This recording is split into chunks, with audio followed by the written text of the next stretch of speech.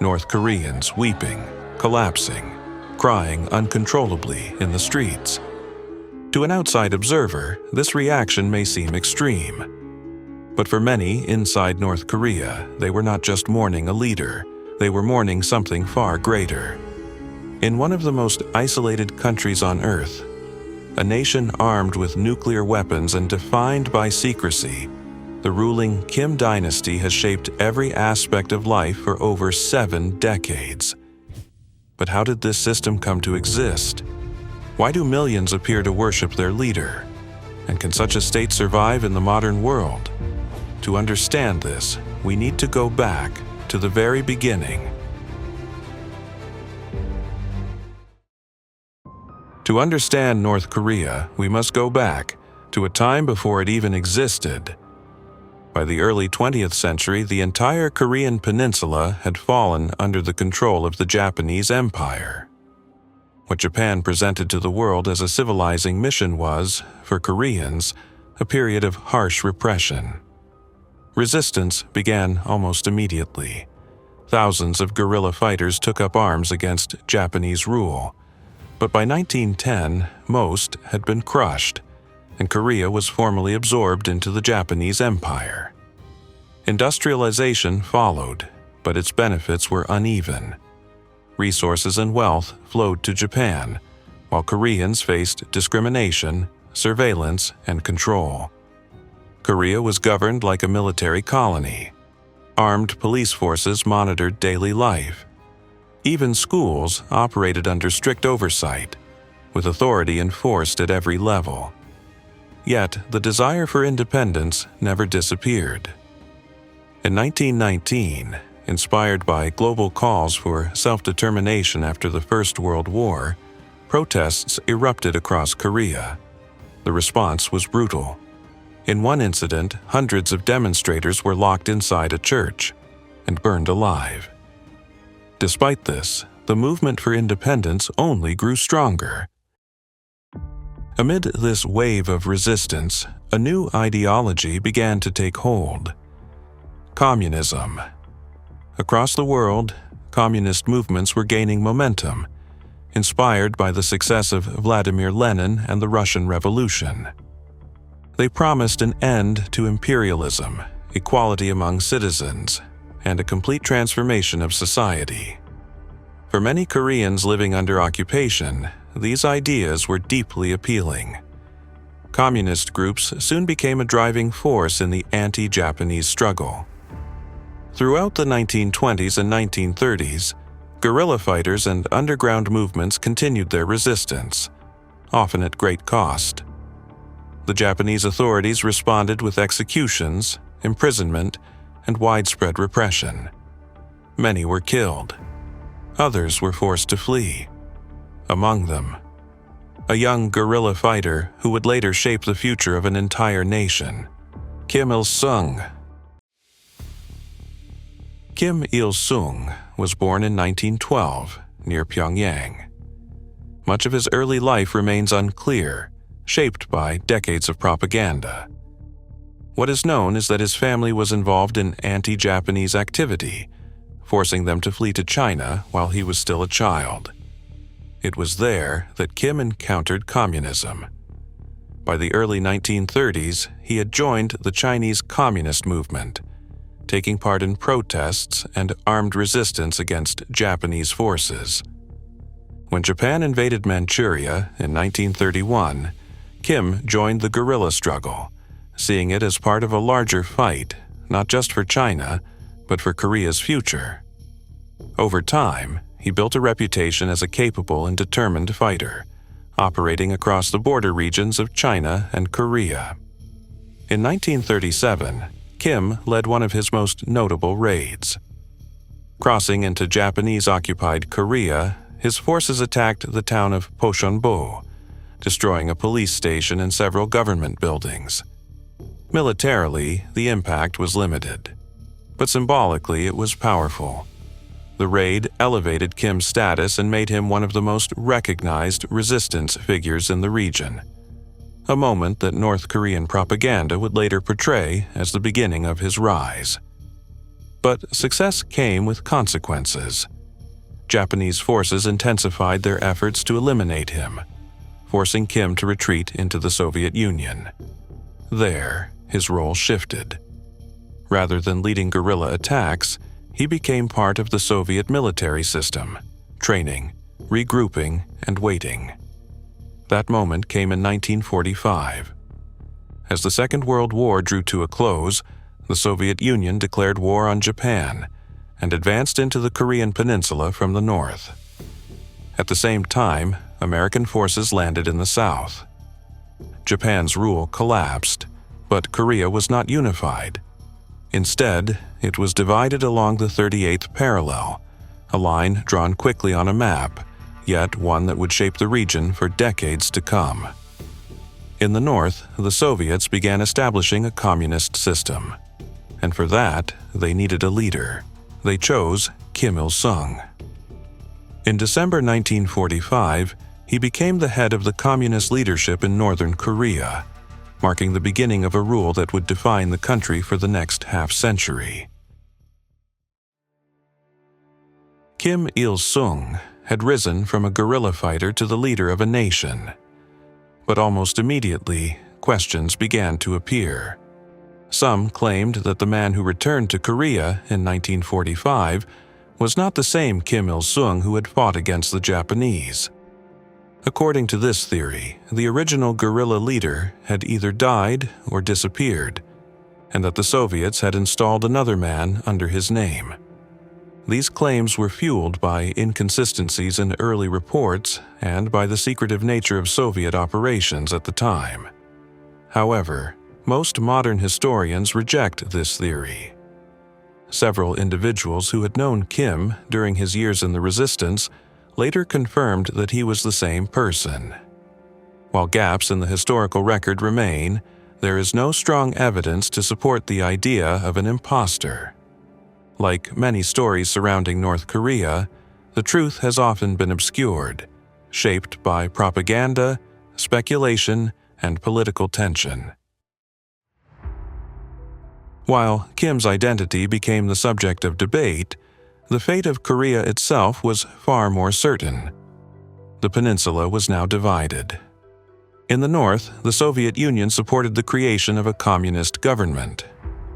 In the south, the United States established its own administration.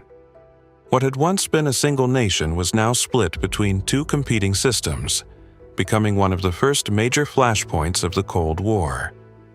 In the south, American forces governed through a military administration led by General John R. Hodge. In the north, Kim Il-sung emerged as the central figure of a new political system, one backed by the Soviets, but increasingly shaped by local leadership.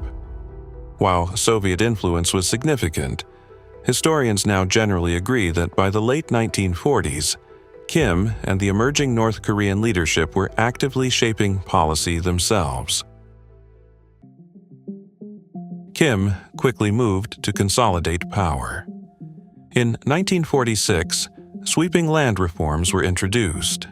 Land owned by large landlords was confiscated and redistributed to peasants, fundamentally reshaping the rural economy.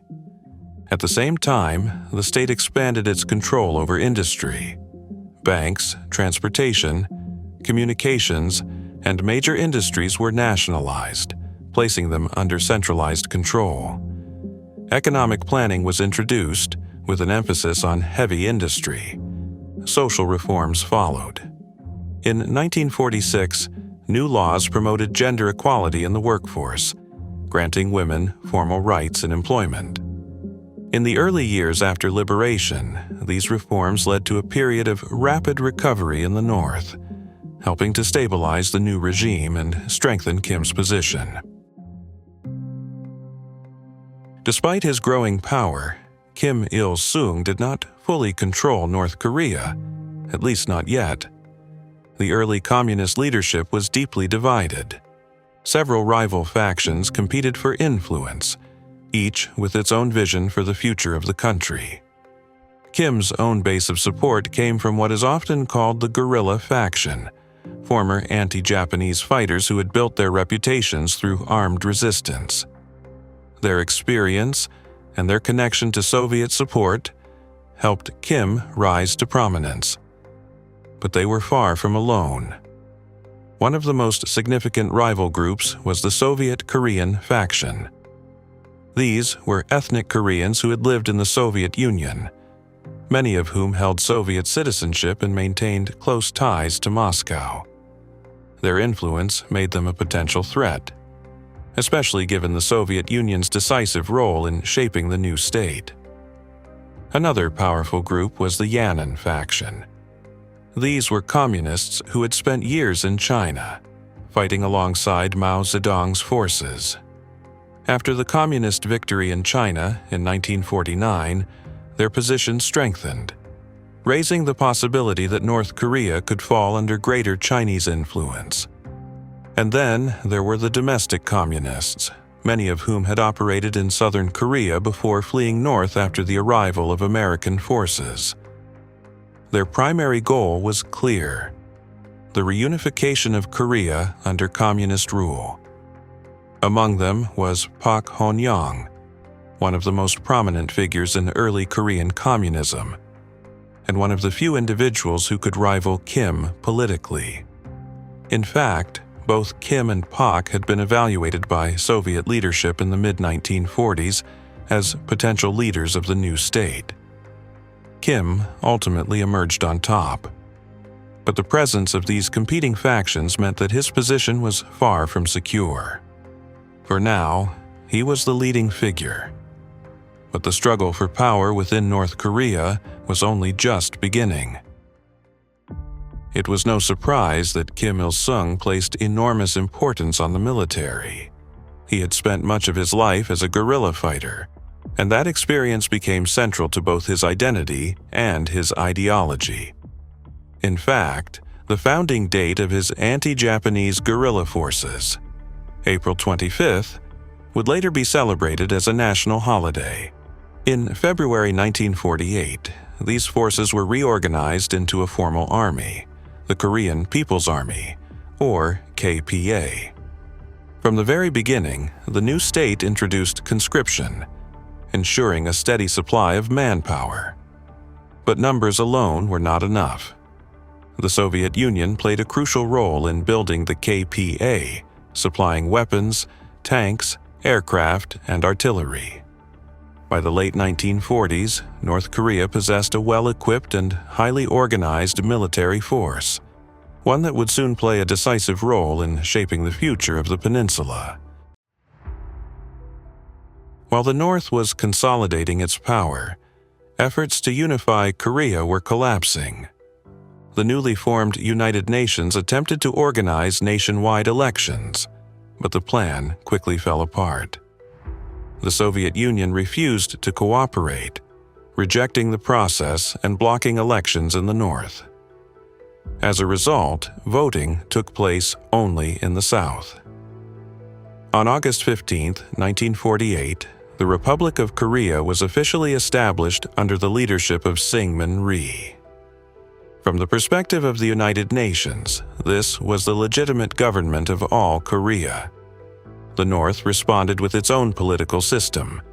A separate constitution was drafted, and on September 9, 1948, the Democratic People's Republic of Korea was declared, with Kim Il-sung as its premier.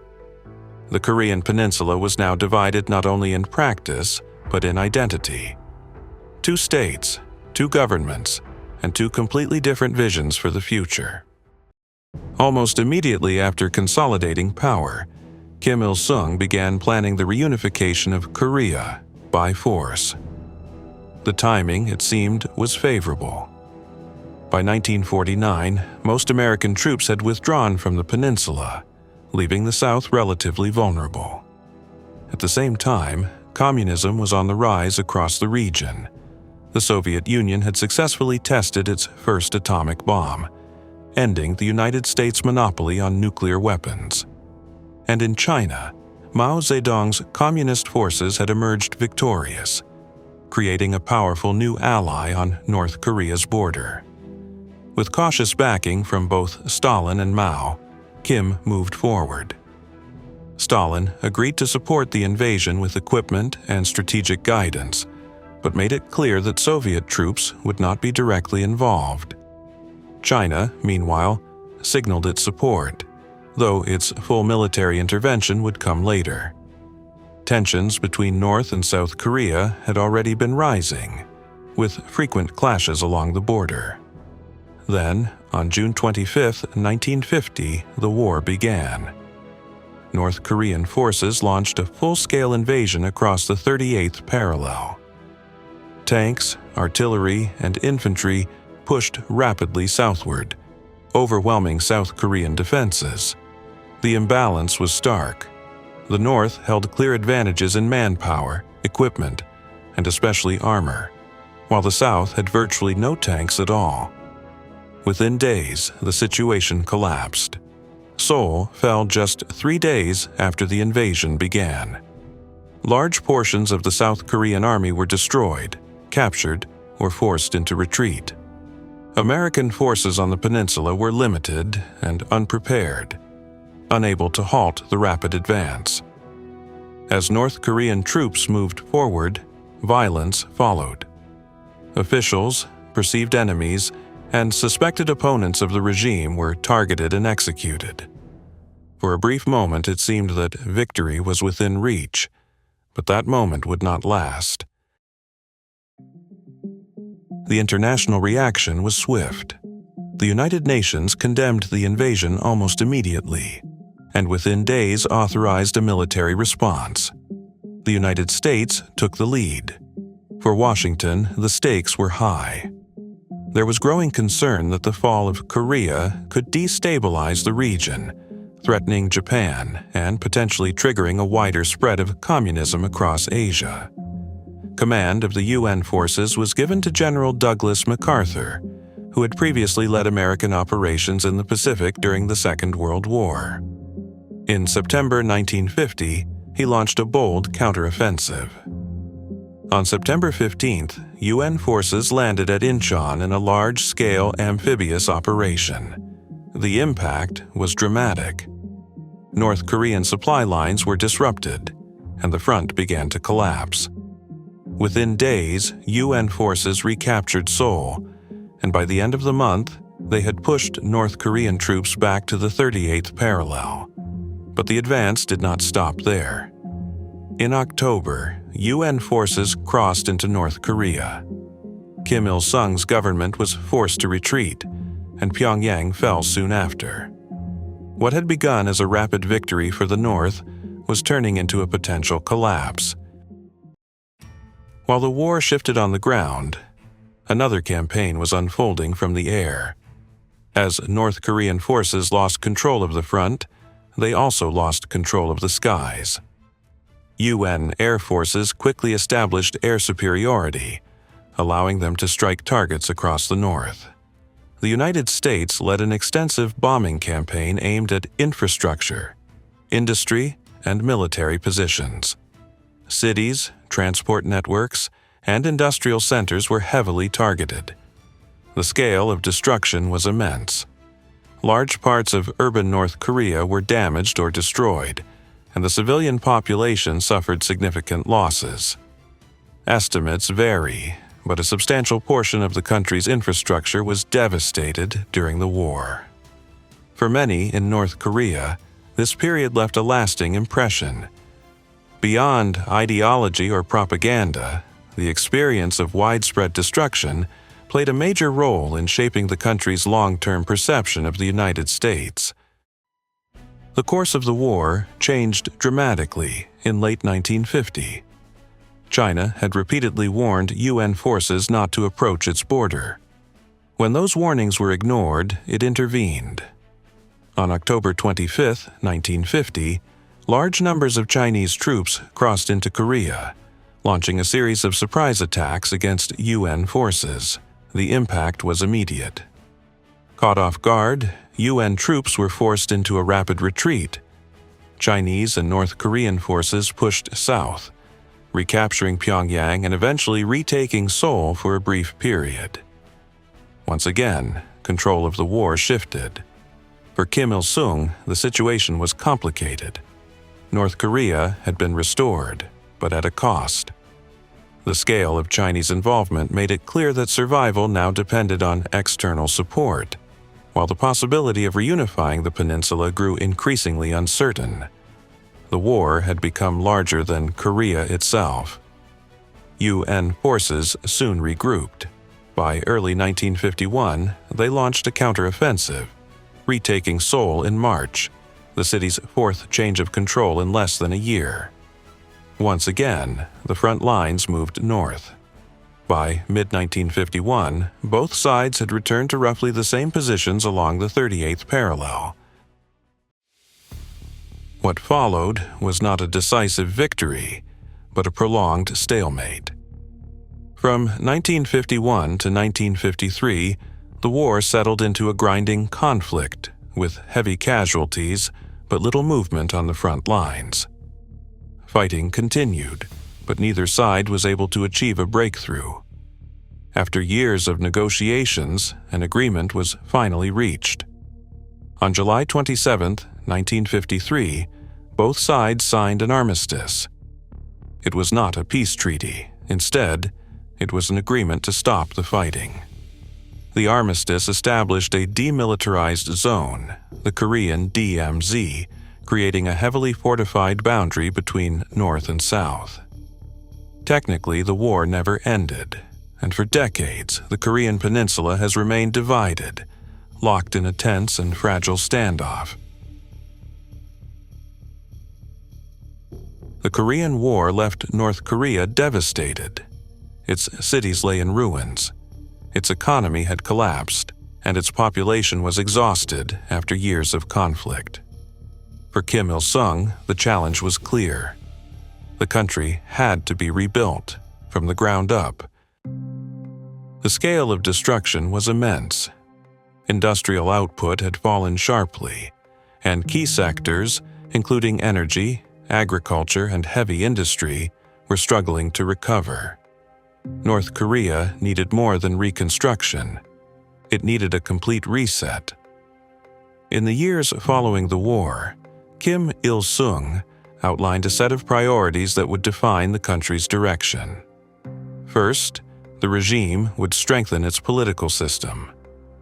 Communist ideology was reinforced and propaganda expanded, aimed at creating a unified and loyal society. Second, the economy had to be rebuilt. With centralized control and support from the Allied states, the government pushed forward with reconstruction and industrial development. Third, national defense became a central priority. The military was rebuilt, borders were fortified, and resources were directed towards strengthening the state's security. And finally, the goal of reunification remained. Despite the outcome of the war, the division of Korea was seen not as permanent, but as unfinished. North Korea had survived. Now it was preparing for its next phase. In the aftermath of the war, Kim Il-sung faced a serious challenge. The conflict had weakened both the country and the ruling party. Membership had declined, morale was low, and the promise of reunification had not been fulfilled. To stabilize the regime, Kim moved quickly. Re-education campaigns were expanded to rebuild party ranks and reinforce ideological loyalty. But restoring control required more than rebuilding numbers. It required eliminating opposition.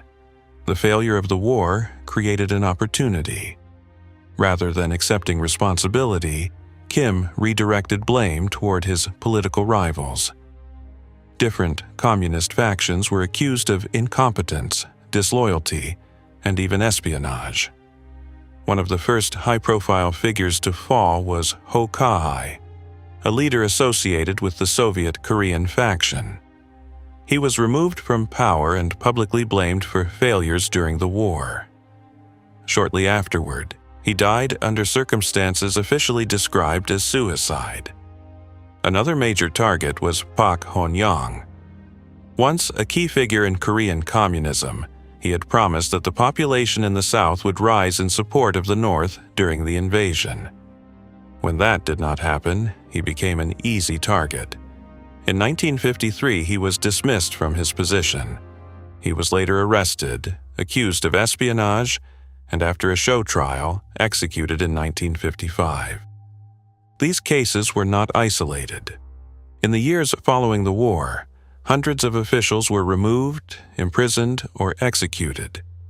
Through these purges, Kim systematically eliminated rival factions and replaced them with loyal supporters.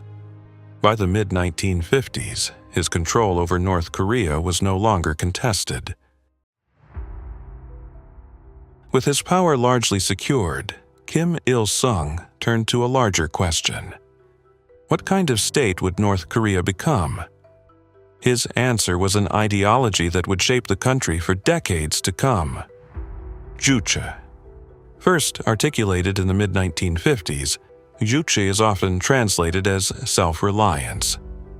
At its core, it called for North Korea to stand on its own, politically, economically, and militarily. Cooperation with other socialist states was possible, but dependence was not. Economically, this meant prioritizing self-sufficiency. The state aimed to produce its own food, develop its own industry, and minimize reliance on foreign trade. Socially, Juche emphasized unity. Citizens were educated in the ideology from an early age, while outside influences were tightly controlled. All of this existed within a broader Marxist-Leninist framework, but with an important distinction. Kim argued that foreign ideas should be adapted to Korean conditions, not simply copied. In this way, Juche became more than policy. It became identity. It defined how North Korea saw itself and how it saw the outside world. In contrast to the South, which was portrayed as dependent on foreign powers, the North presented itself as independent and self-sustaining. Over time, Juche took on an even deeper role. It was not only about economics or politics, but about loyalty. Loyalty to the state and to its leader.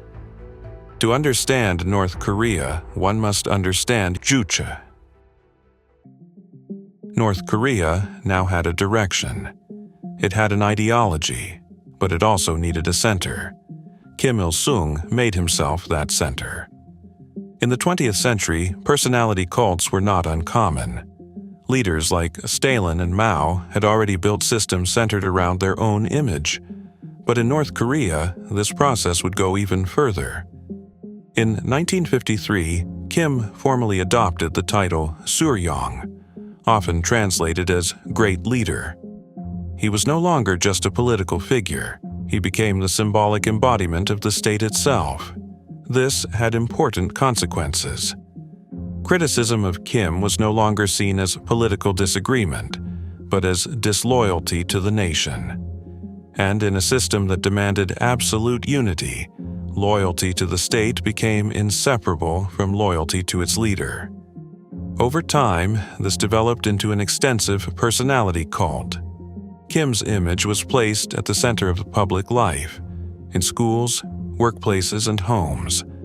Rules governed how his image could be displayed and treated. Even small acts, such as damaging a newspaper that featured his portrait, could be considered an offense. What emerged was not just political authority, but a system built around reverence. Kim Il-sung's growing power was not without resistance. By the mid-1950s, tensions within the North Korean leadership had reached a breaking point. The turning point came after the death of Stalin. In 1956, Soviet leader Nikita Khrushchev openly condemned Stalin's cult of personality and signaled that similar practices would no longer be tolerated within the socialist world. For Kim, this was a warning. Still dependent on Soviet support, he was summoned to Moscow and criticized for his own leadership style. But while Kim was abroad, his rivals saw an opportunity. Members of the Soviet-aligned and Yanin factions began organizing opposition within the party. They criticized Kim's concentration of power, his treatment of dissent, and his economic policies. when Kim returned to Pyongyang in August 1956, the confrontation came to a head. At a party meeting, leading figures from rival factions openly challenged his authority, but they had misjudged the situation.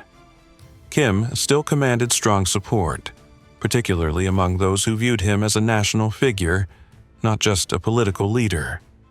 The challenge failed. His critics were removed from power, and in the months that followed, a series of purges began. Officials associated with rival factions were dismissed, arrested, or disappeared from public life. Both the Soviet and Chinese leadership expressed concern and urged restraint. Kim ignored them. By the end of the decade, organized opposition within North Korea had effectively been eliminated. His authority was now absolute.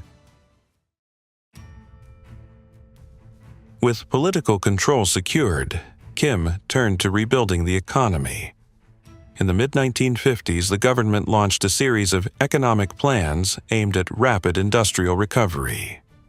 Heavy industry was given priority, with significant investment directed toward mining, construction, and manufacturing. Production targets were set across all sectors, and workers were mobilized to meet ambitious quotas. Officially, the results were presented as a success. By the late 1950s, industrial output had recovered significantly, and key sectors showed rapid growth. However, the reality was more complex. The focus on heavy industry came at the expense of agriculture and consumer needs. At the same time, the quota system created pressure at every level of administration. Local officials were expected to meet targets, and often reported inflated figures to avoid punishment. This distorted the government's understanding of the economy. In some cases, these policies contributed to serious shortages and hardship, particularly in rural areas. While the full scale of these difficulties remains debated, it is clear that rapid industrialization came with significant costs. Following the initial phase of reconstruction, Kim Il-sung launched a new economic strategy. In 1957, North Korea introduced a 5-year plan aimed not just at rebuilding, but at transforming the country into a modern industrial state. Heavy industry remained the central focus. But despite rapid industrial growth, everyday life remained difficult. Food, housing, and consumer goods were still in short supply. Even allies such as the Soviet Union and China expressed concern over the imbalance, urging greater attention to agriculture and living standards. Kim chose a different path. To accelerate production, the regime launched a nationwide campaign, the Cholima movement. Named after a mythical flying horse, it became a symbol of speed, strength, and relentless effort. Workers were encouraged to exceed production targets, often competing in teams to achieve the highest output. Factories and individuals who surpassed quotas were publicly praised and rewarded, becoming examples of model socialist citizens. At the same time, Kim Il-sung's presence became a central part of the campaign. He frequently visited factories, farms, and industrial sites, offering what became known as on-the-spot guidance. These visits were widely publicized, presenting Kim as both leader and teacher, directly guiding the nation's progress. Alongside these campaigns, the state tightened its control over the economy. By the late 1950s, agriculture had been fully collectivized, and industry, trade, and banking were brought under state ownership. But the system came with pressure. Production quotas were strict, and failure to meet them could carry consequences. The push for rapid growth drove the economy forward, but it also placed a heavy burden on the population. So, was the 5-year plan a success? The answer is not so simple. As production targets increased, so did the pressure on workers. Exhaustion became widespread, and over time the quality of goods began to decline, even as output figures continued to rise. Reports emerged of rushed production, with factories prioritizing quotas over craftsmanship. By the late 1950s and early 1960s, growth had already begun to slow. Officially, however, the picture looked very different. By 1959, the government declared the plan completed ahead of schedule. On paper, the results appeared impressive. Estimates at the time suggested that North Korea's per capita output had reached around $140, compared to roughly $80 in the South. In several industrial sectors, production had increased by 50% or more. But these gains were uneven. Heavy industry drove much of the growth, while sectors that directly affected daily life, such as food, housing, and consumer goods, lagged behind. For many ordinary citizens, living conditions remained difficult. The pressure to meet quotas also distorted the system itself. Officials were expected to deliver results, and in some cases, reported figures were exaggerated to avoid punishment. Certain sectors that failed to meet targets were underreported, and key data, including agricultural output, was often incomplete or unclear. By 1960, the government introduced a year of adjustment to rebalance the economy before moving into the next phase of planning. After this period, detailed economic data became far less transparent. Alongside economic restructuring, North Korea underwent a major social reorganization. In 1957, the regime introduced a classification system known as Songbun.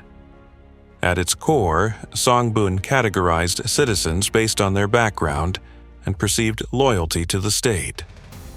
The population was broadly divided into three main groups.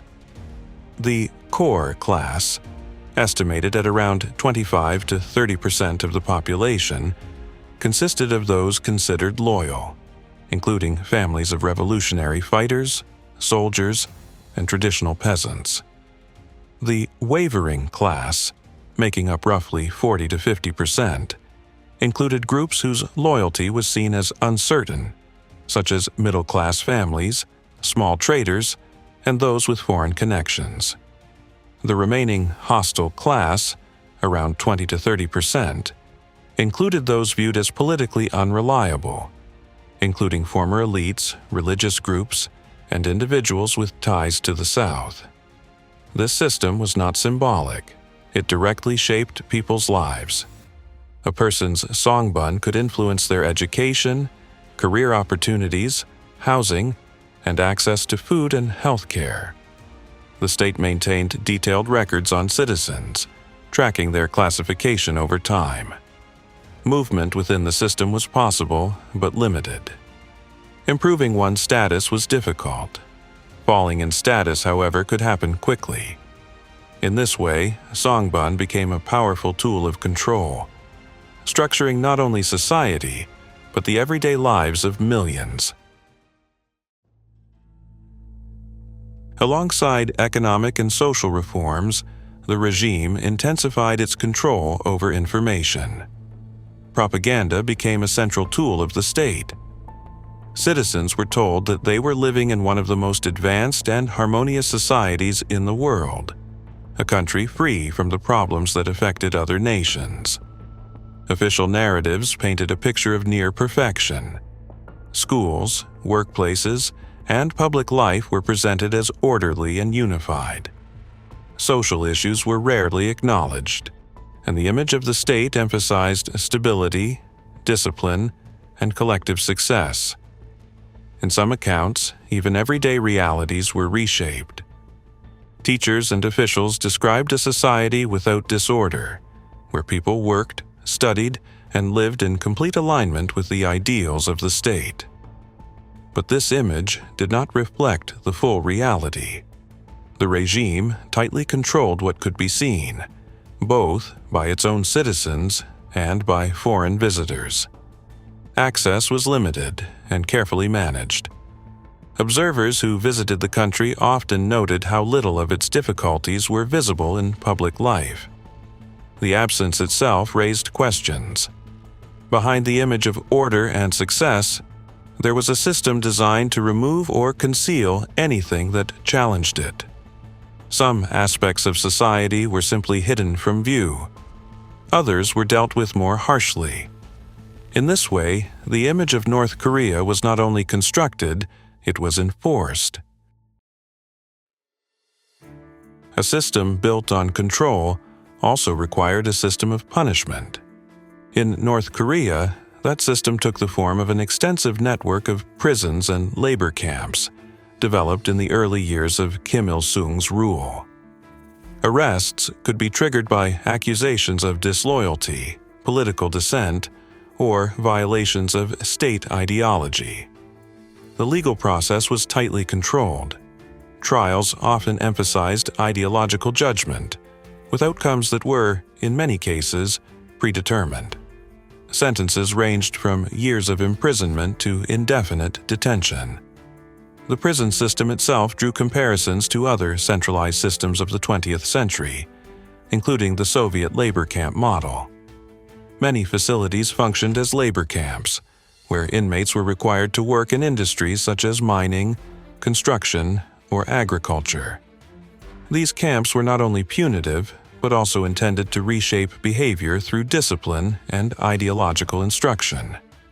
Some facilities, known as kyohwaso, operated as re-education centers. Others, referred to as kwanliso, were used for political prisoners and those considered beyond rehabilitation. Conditions within these camps have been described by former detainees and external investigations as harsh. Reports point to limited food supplies, strict discipline, and forced labor under difficult conditions. While details vary, the system as a whole became a key mechanism of control, reinforcing the authority of the state and discouraging dissent. By the late 1950s, Kim Il-sung had secured his position. Political opposition had been eliminated. The economy was stabilizing, and society was increasingly organized around the structures of the state. As North Korea entered the 1960s, the foundations of the system were firmly in place.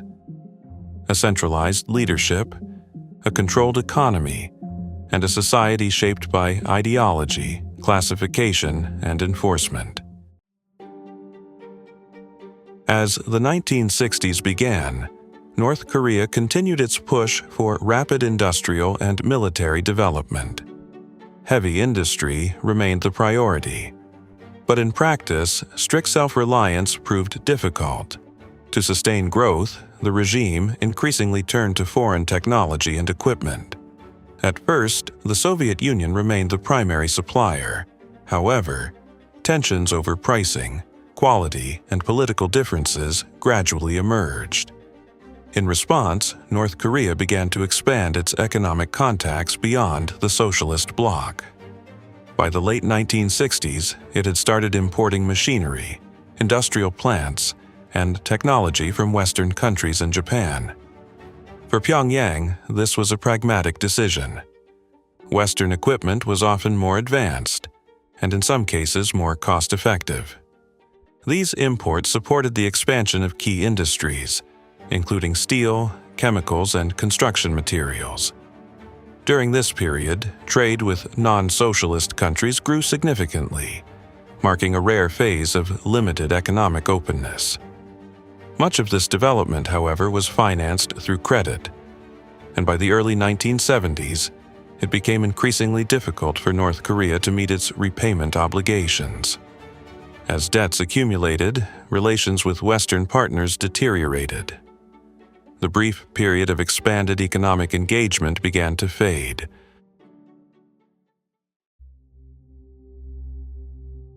This brief period of contact with the outside world produced some unexpected stories. One of the most unusual involved an American soldier, James Joseph Dresnok. Dresnok's early life was difficult. He struggled in school, had problems with the law, and entered the military at a young age. By the time he was deployed to South Korea in the early 1960s, his situation had deteriorated. His personal life had collapsed, and he faced disciplinary action within the army. In August 1962, he made a decision that would define the rest of his life. He crossed the demilitarized zone and defected to North Korea. At first, North Korean authorities treated him with suspicion, but after interrogation, they accepted him. Dresnok would go on to become one of a small number of American defectors who chose to remain in the country. In North Korea, he built a new life. He worked as an English teacher and appeared in state-produced films, often portraying American soldiers. Over time, he became a well-known figure within the country. Accounts from other defectors suggest that life under state supervision could be restrictive and closely monitored. But Dresnok himself never left. He remained in North Korea for the rest of his life. He married, had children, and died in 2016. His story remains one of the most unusual examples of Cold War defection. A reminder that even in the most closed systems, individual choices could take unexpected paths. A handful of defections were not going to alter the balance of power on the Korean peninsula. In the years after the war, Kim Il-sung placed renewed emphasis on rebuilding the military. Using the country's recovering economy, the regime expanded and modernized its armed forces. A common slogan captured this approach: arms in one hand, the hammer and sickle in the other. Military strength and economic development were seen as closely linked. Conscription became a central feature of the system. Service was long and widespread, with a large portion of the population passing through military training. The armed forces grew not only in size, but also in importance within society. Much of the equipment continued to come from the Soviet Union and China, particularly in the earlier years. At the same time, the military played a broader role beyond defense. Soldiers were frequently assigned to construction and infrastructure projects, providing a flexible labor force for the state. The military also became a key tool of ideological education. Discipline, loyalty, and obedience were emphasized from an early age. Youth organizations and training programs helped prepare future generations for both military service and life within the system. By the late 1960s, the military had become one of the central pillars of the state. At the same time, Kim Il-sung continued to consolidate his control. Senior officials, including high-ranking military leaders, were removed and replaced over time, ensuring loyalty within the armed forces. Despite continued support from both the Soviet Union and China, North Korea's relationships with its allies were far from smooth. Moscow remained uneasy with Kim Il-sung's growing personality cult, but it was China where tensions were often more visible. The Korean War had left a lasting impression. Chinese leaders who had committed large numbers of troops to the conflict were frustrated by North Korea's performance and the heavy cost of intervention. At the same time, ideological differences began to emerge. Kim emphasized centralized control and stability. Mao, particularly during the Cultural Revolution, encouraged mass mobilization and radical social upheaval. When China's Red Guards launched campaigns targeting perceived enemies of the revolution in the late 1960s, Kim Il-sung openly criticized the movement. To him, such unrest posed a threat to political stability. These disagreements strained relations, even as cooperation continued. North Korea increasingly pursued its own path, balancing between its powerful neighbors while maintaining independence. At the same time, tensions on the Korean peninsula were rising once again. Inspired in part by guerrilla tactics used in other conflicts, North Korea began supporting infiltration operations across the demilitarized zone. Throughout the 1960s, clashes along the border became more frequent. By the mid to late decade, these incidents had intensified significantly. Small-scale skirmishes, ambushes, and infiltration attempts occurred on a regular basis. While there were no large-scale battles, the level of violence was notable. This period is sometimes referred to as a Second Korean War. However, it was not a conventional conflict. Instead, it consisted of numerous localized confrontations, a persistent, low-level struggle that kept tensions high on both sides of the border. For the United States and South Korea, the DMZ became an increasingly volatile zone. And for North Korea, it represented another attempt to challenge the status quo without triggering full-scale war. One of the most dramatic episodes of this period came in early 1968. North Korea launched a covert operation with an ambitious goal: to assassinate South Korean President Park Chung-hee. The logic was clear. Removing the South's leader, it was believed, could destabilize the government, potentially triggering unrest and opening the door to reunification under the North. On the night of January 17, 1968, a team of 31 North Korean commandos crossed the demilitarized zone. They had been carefully selected and trained for infiltration. Their target was the Blue House, the presidential residence in Seoul. For several days, the group moved south undetected, but their mission began to unravel after an unexpected encounter with civilians. Accounts differ on exactly what happened, but the encounter ultimately led to the authorities being alerted. South Korean forces quickly moved to a state of high alert. A large-scale search operation was launched. Despite this, the commandos pressed on. Disguised in South Korean uniforms, they advanced toward Seoul, coming remarkably close to their objective. At one point, they were within roughly 800 meters of the Blue House, but their cover did not hold. When confronted by police, the situation escalated. Gunfire broke out. What followed was a massive manhunt. South Korean and American forces swept the area, pursuing the scattered commandos. Of the original 31, most were killed. One was captured, and only one is believed to have made it back across the border. The operation ultimately failed, but it revealed how close the peninsula remained to renewed conflict. Even with heightened security, a small unit had managed to penetrate deep into the south, nearly reaching the center of the political power.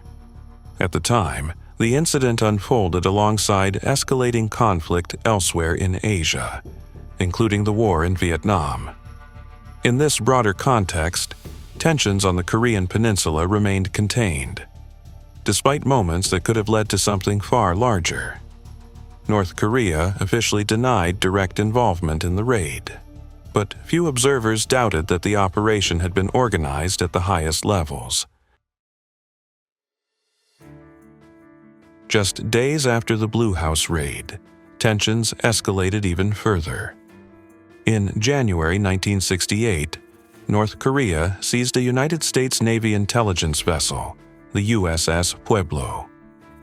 The ship had been conducting surveillance operations off the Korean coast when it was intercepted by North Korean forces. Washington maintained that the vessel was operating in international waters. North Korea claimed it had violated its territorial boundaries. After a brief pursuit and exchange of fire, the Pueblo was captured. One American sailor was killed, and the rest of the crew was taken prisoner. The incident triggered an international crisis. The United States faced a difficult decision. A military response risked escalating the situation into a wider war, at a time when American forces were already heavily engaged in Vietnam.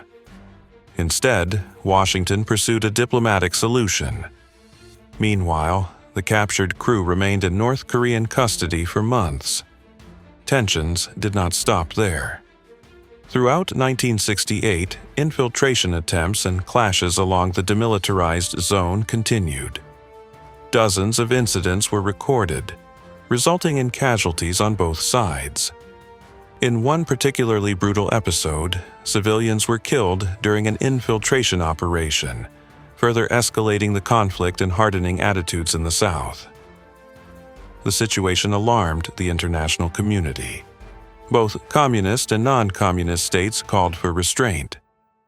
Even the Soviet Union expressed concern, criticizing North Korea's actions as dangerously destabilizing. By 1969, the pattern began to change. The intensity of clashes gradually declined, and the risk of full-scale war receded. Later that year, the crew of the Pueblo was released. The period of heightened confrontation came to an end. What drove this shift remains unclear. It may have been pressure from allies. It may have been the growing risk of escalation. Or it may have reflected internal calculations within the North Korean leadership. What is clear is that the conflict of the late 1960s left a lasting mark. It demonstrated how quickly tensions on the Korean peninsula could spiral, and how close the region remained to another major war. While North Korea struggled to assert itself militarily, its economic performance during this period told a more complex story. By the 1960s, North Korea had not only recovered from the war, in some areas, it had advanced beyond it. Estimates suggest that, for a time, per capita output in the North was comparable to, or even higher than, that of the South. Living conditions also improved in certain respects. By the mid-1970s, most urban areas had access to electricity, and the country experienced significant urbanization as industry expanded. Education became widespread. School enrollment approached universal levels, and higher education was heavily supported by the state, with tuition-free universities across the country. Healthcare was another area where the regime emphasized progress. Preventive medicine, including regular checkups and vaccination programs, was widely promoted. While resources were often limited, these efforts contributed to improvements in public health indicators. Life expectancy rose, and infant mortality declined compared to earlier decades. But these gains had limits. Economic growth remained heavily dependent on centralized planning and industrial output, while consumer goods and living standards lagged behind. Kim Il-sung had once envisioned a future in which every citizen would live comfortably, well-fed, well-housed, and secure. For many, that vision remained out of reach. And more importantly, the system that had driven this growth was beginning to show signs of strain. The progress of the 1960s would not last forever. By the mid-1970s, the limits of North Korea's economic model were becoming increasingly clear. The momentum of earlier campaigns had begun to fade. The workforce was strained, productivity slowed, and the effects of over-centralized planning were becoming more visible. One of the most immediate challenges was external debt. During the late 1960s and early 1970s, North Korea had imported large amounts of industrial equipment from Western countries, often on credit. By the mid-1970s, it became clear that repayment would be difficult. In 1976, North Korea effectively defaulted on many of its Western debts. This sharply reduced its access to foreign technology and markets.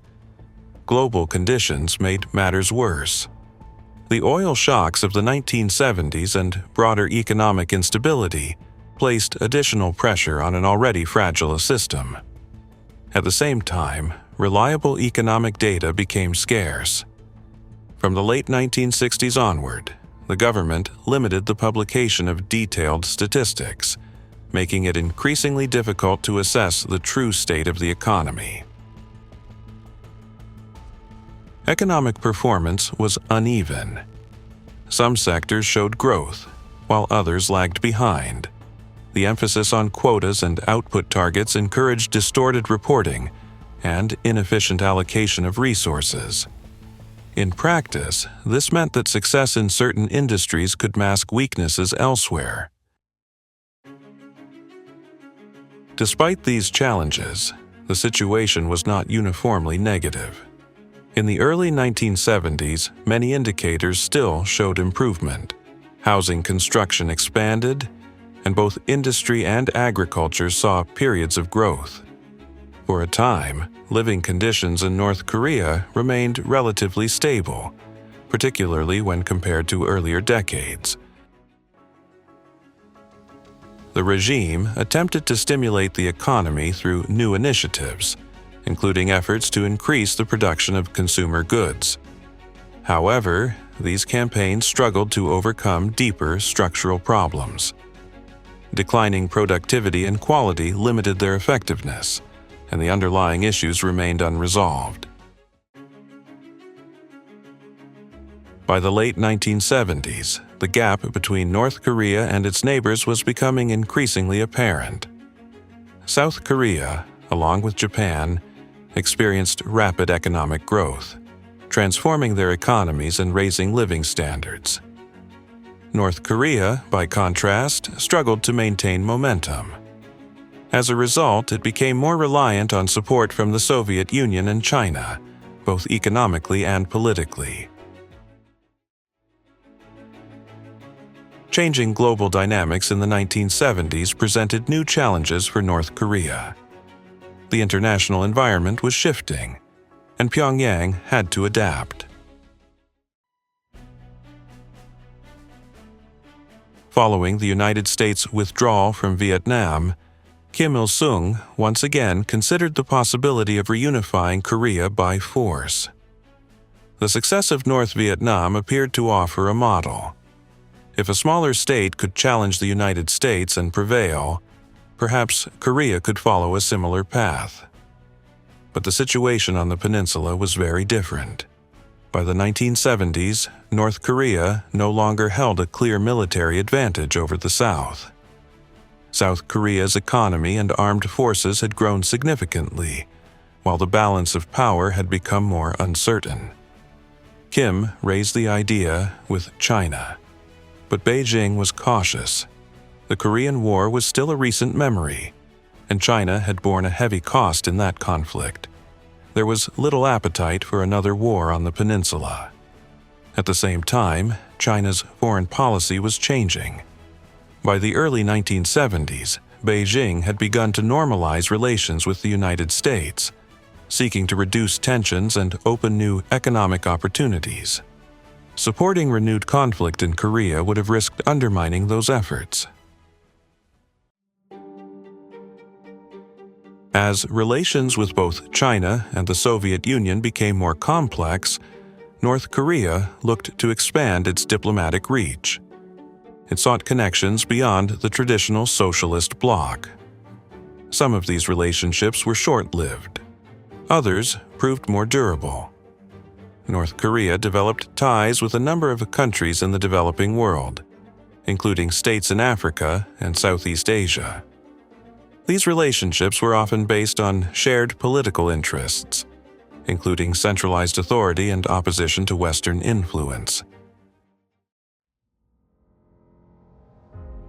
North Korea's search for international partners in the 1970s led to some unusual relationships. One of the most notable was with Francisco Macias Nguema, the leader of Equatorial Guinea. Nguema's rule was marked by extreme centralization of power and a strong cult of personality. His government promoted an image of unquestioned authority, while the country itself experienced severe repression and instability. In 1979, as a gesture of political friendship, Nguema sent his daughter, Monica Nguema, to North Korea. She was raised and educated in Pyongyang under the supervision of the state. Later that same year, Nguema was overthrown and killed in a coup. Despite this, Monica remained in North Korea. During her time there, she received a privileged upbringing compared to most citizens. According to her own accounts, she had direct contact with Kim Il-sung, who took a personal interest in her education and well-being. As an adult, Monica Nguema has spoken publicly about her experiences. In her writings and interviews, she has expressed admiration for both her father and Kim Il-sung, offering a perspective that contrasts sharply with many external accounts of their rule. Despite occasional diplomatic shifts, tensions along the Korean peninsula remained high. Nowhere was this more visible than in the demilitarized zone. On August 18, 1976, a joint group of American and South Korean personnel entered the DMZ to carry out a routine task. They were there to cut down a tree that obstructed the line of sight between UN command posts. What followed became one of the most infamous incidents of the Cold War. North Korean soldiers approached and began monitoring the operation. At some point, the situation escalated. An argument broke out. Then, suddenly, violence. A group of North Korean troops attacked the work detail using tools from the site. In the chaos, Captain Arthur Boniface and Lieutenant Mark Barrett were killed. The incident shocked both Washington and Seoul. North Korea quickly blamed the United States for provoking the confrontation. The United States rejected that claim. The situation risked spiraling into a much larger conflict. But instead of immediate retaliation, the response was calculated. Days later, the United States launched Operation Paul Bunyan. The objective was simple: finish the job. A large, heavily protected force entered the DMZ, supported by helicopters, aircraft, and troops placed on high alert across the region. Under this show of overwhelming force, the tree was cut down. No shots were fired. The operation lasted less than an hour, but its message was unmistakable. In the aftermath, North Korea did not issue a formal apology. However, Kim Il-sung expressed regret over the incident and called for restraint. It was a rare moment of de-escalation in an otherwise volatile period. The tensions along the DMZ did not disappear after the events of the 1970s. But in some cases, rivalry between North and South Korea took on a different form. In the 1980s, a symbolic competition emerged. South Korea constructed a 98-meter flagpole near the border, designed so that its national flag would be clearly visible from the north. North Korea responded in kind. It built an even larger structure, a 160-meter flagpole, towering over its southern counterpart. At the time, it was one of the tallest flagpoles in the world. The flag itself was massive, weighing hundreds of kilograms. What became known as the Flagpole War was not a military confrontation, but a visible reminder of the ongoing rivalry between the two states.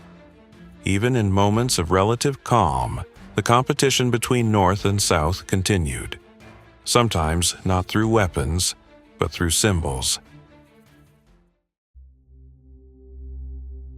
By the late 1970s, Kim Il-sung was entering old age. North Korea's economic momentum had slowed, and its international position remained uncertain. The question of succession was becoming increasingly important. Kim Il-sung had a solution: his son, Kim Jong-il. Kim Jong-il's early life remains difficult to fully reconstruct. Official accounts placed his birth in Korea, while other evidence suggests he was born in the Soviet Far East in 1941 during his father's exile. Like much of North Korean history, the details were shaped by propaganda. For decades, he remained largely out of public view. But behind the scenes, his rise had already begun. In the early 1970s, Kim Jong-il entered the upper levels of party leadership. By 1972, he had joined the Central Committee. and by 1974, he was widely recognized within the leadership as the designated successor. His path to power was carefully managed. He was given responsibility in key areas of the regime, particularly propaganda and organization. Through these roles, he built influence within the party and helped shape the state's ideological messaging. By the 1980s, he began to emerge publicly. State media introduced him as a central figure in the continuation of the revolution. His image appeared alongside that of his father, reinforcing the idea of continuity. The groundwork for a hereditary transfer of power had been laid. For the first time in a communist state, leadership would pass from father to son, and North Korea was preparing for a new era. As Kim Jong-il rose within the system, one of his key responsibilities was propaganda. And for him, cinema was central to that effort. Unlike most North Koreans, Kim Jong-il had access to a vast collection of foreign films. He studied them closely, believing that cinema could be a powerful tool, not just for entertainment but for shaping ideology.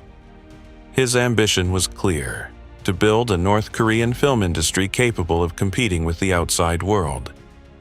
But there was a problem.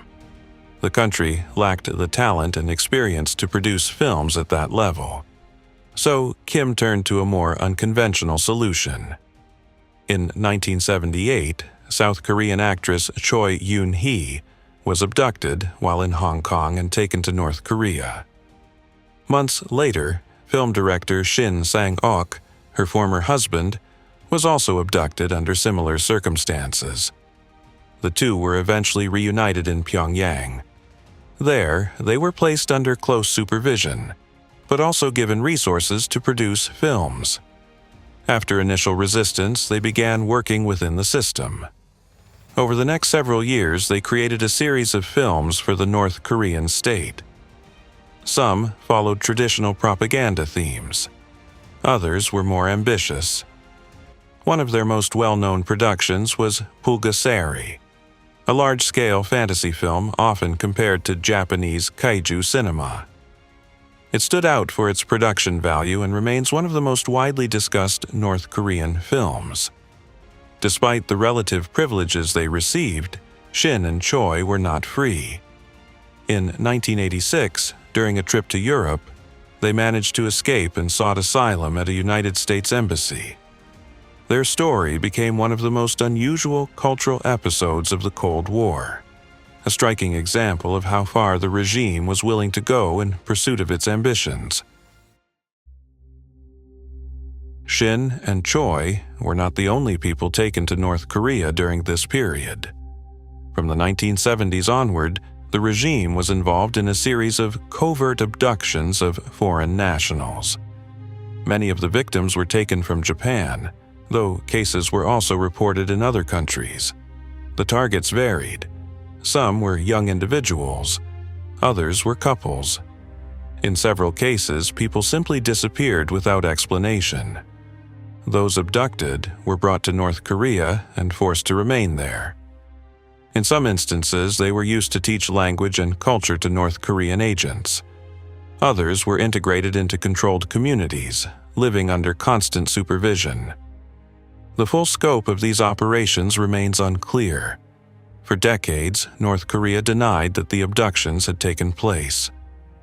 In 2002, during a diplomatic summit with Japan, the North Korean government officially acknowledged a limited number of cases.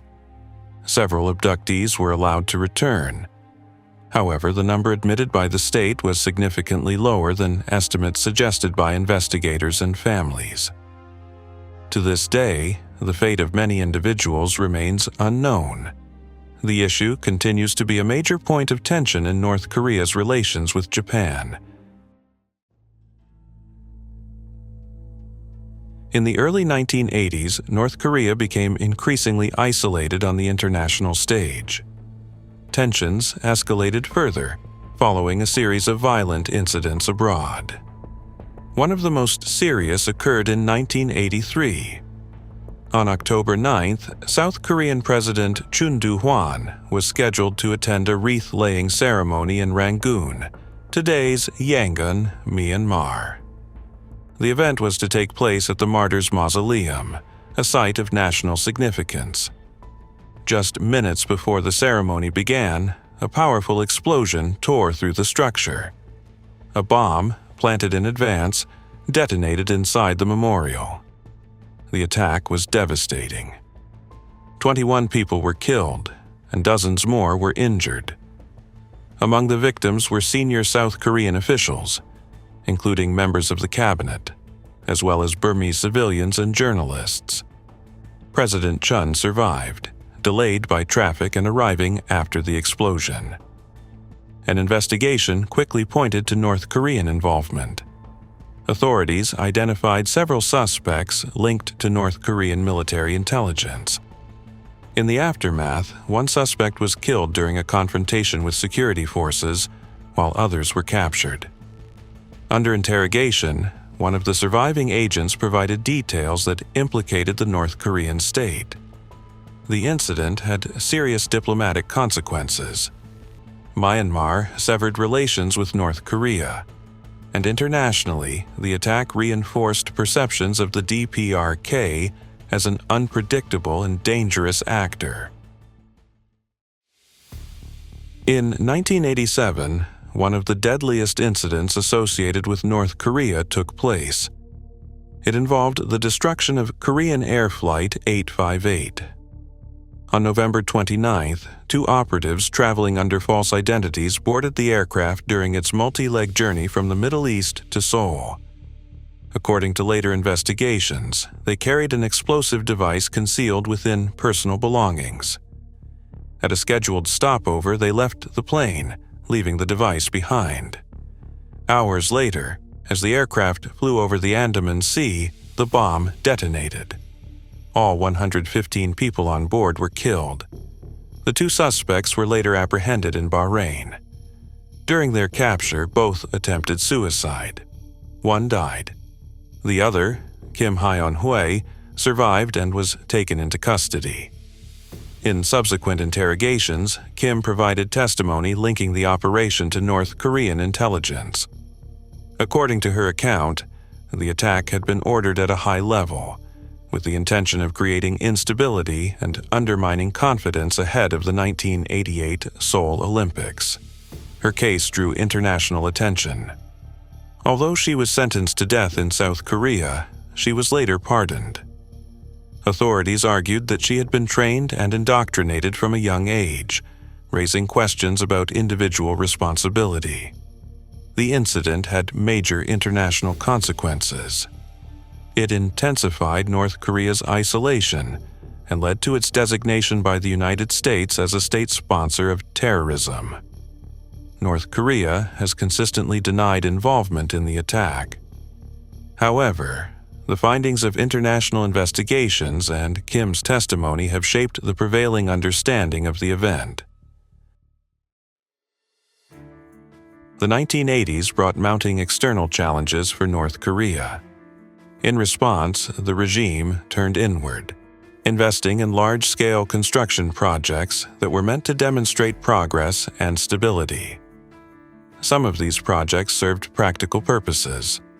Others were primarily symbolic. One of the most significant was the Nampo Dam, constructed between 1981 and 1986. This massive tidal barrage controls the flow of the Taedong River, protecting it from seawater intrusion and supporting agriculture, industry, and urban water supply. It remains one of the country's major engineering achievements. Other projects focused more on ideology and image. The Juche Tower in Pyongyang, built to commemorate Kim Il-sung's 75th birthday, became a prominent symbol of the state's guiding philosophy. Then there was the Ryugyong Hotel.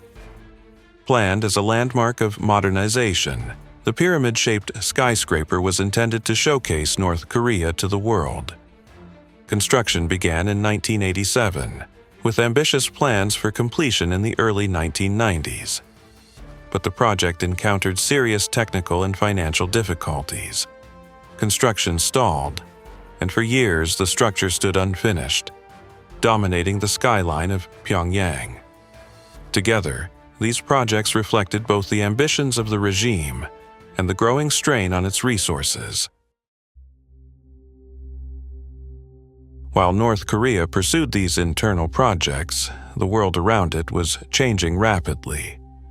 In the Soviet Union, Mikhail Gorbachev introduced reforms that reduced central control and opened the country to the outside world. Relations with North Korea became more complicated as Moscow began to shift its priorities. At the same time, China under Deng Xiaoping pursued economic reforms and greater engagement with global markets. Beijing maintained ties with Pyongyang, but its focus increasingly moved toward integration with the wider world. These changes left North Korea in a difficult position. Its traditional allies were transforming, or, in the case of the Soviet Union, collapsing entirely. In 1991, the dissolution of the USSR removed one of North Korea's most important sources of economic and political support. Faced with this new reality, the regime turned inward. It reinforced its commitment to juche, the principle of self-reliance. Isolation was no longer just a strategy, it became a necessity. As the Cold War ended, North Korea faced a new and uncertain world. Its traditional allies were weakened or gone. Its economy was under strain, and its sense of security was increasingly fragile. For decades, North Korea had pursued nuclear technology, officially for civilian energy.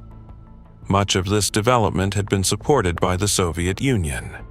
But by the early 1990s, concerns were growing that the program could be redirected toward weapons. The United States and its allies pushed for greater transparency. They demanded access for international inspectors. North Korea resisted. In 1993, the situation escalated dramatically. Pyongyang announced its intention to withdraw from the Nuclear Non-Proliferation Treaty. The move triggered a major international crisis. Tensions rose quickly. Harsh rhetoric followed on all sides, and fears of conflict spread. The Korean peninsula once again appeared to be on the brink of escalation, but diplomacy intervened. In 1994, former U.S. President Jimmy Carter traveled to Pyongyang in an effort to defuse the crisis. His meeting with Kim Il-sung opened the door to negotiations. The result was a tentative agreement. North Korea signaled a willingness to freeze elements of its nuclear program. In exchange, it would receive assistance in developing alternative energy sources. For a brief moment, the situation stabilized. There were even plans for a historic summit between North and South Korea. It suggested the possibility of a different path.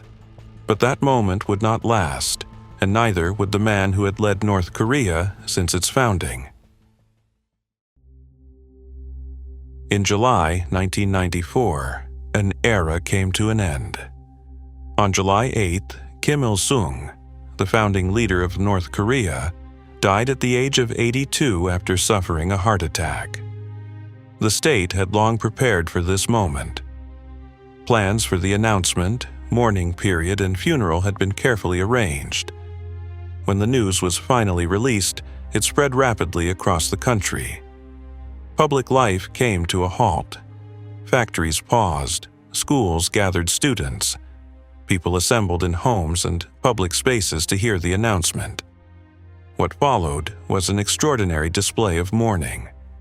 Crowds gathered at monuments and statues across the country. In Pyongyang, vast numbers of people filled the streets during the funeral procession. From the outside, these scenes raised difficult questions. How much of the grief was genuine? And how much was shaped by decades of political culture and expectation? The answer is not simple. For many, Kim Il-sung had been the only leader they had ever known. His death marked the end of a world they had lived in their entire lives. At the center of the ceremony stood his successor, Kim Jong-il. The funeral marked the formal transition of power. Kim Il-sung was laid to rest in the Kumsusan Palace, where his embalmed body remains on display.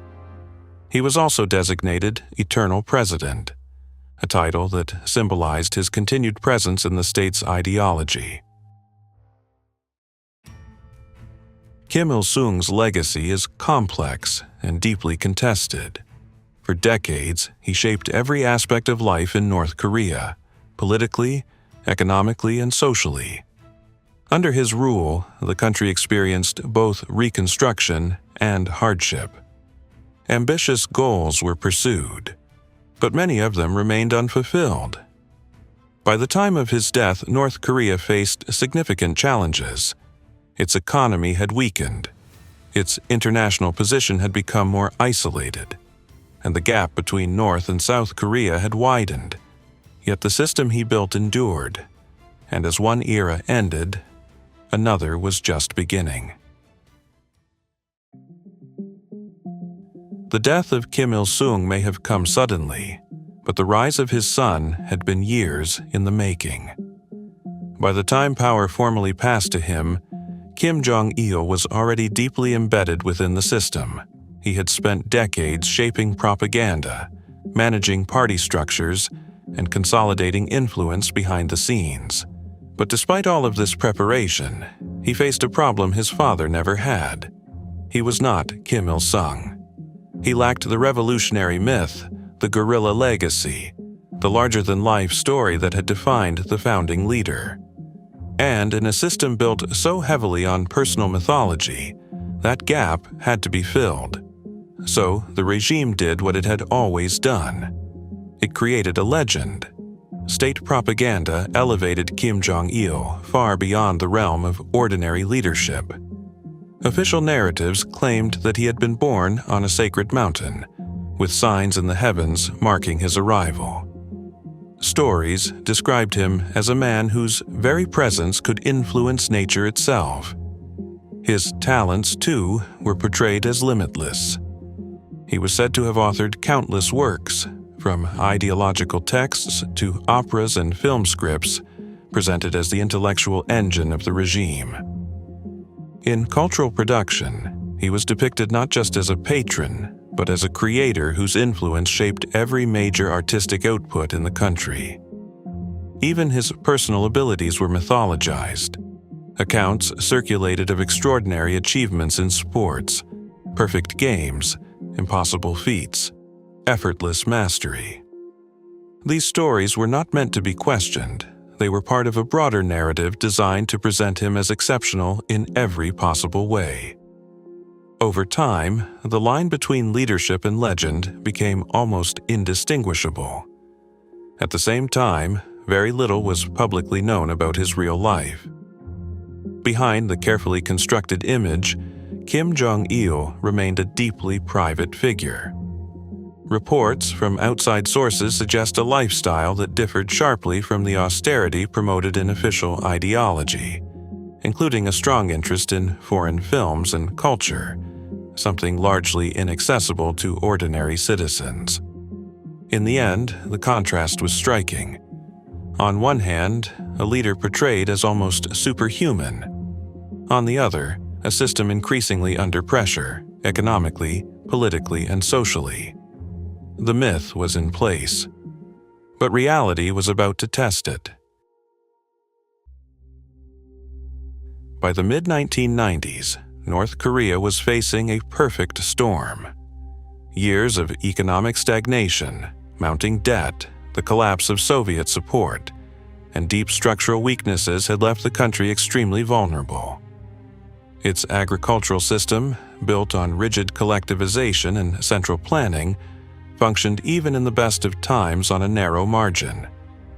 When that balance was disrupted, the consequences were severe. In 1994 and the years that followed, a series of floods damaged crops across large parts of the country.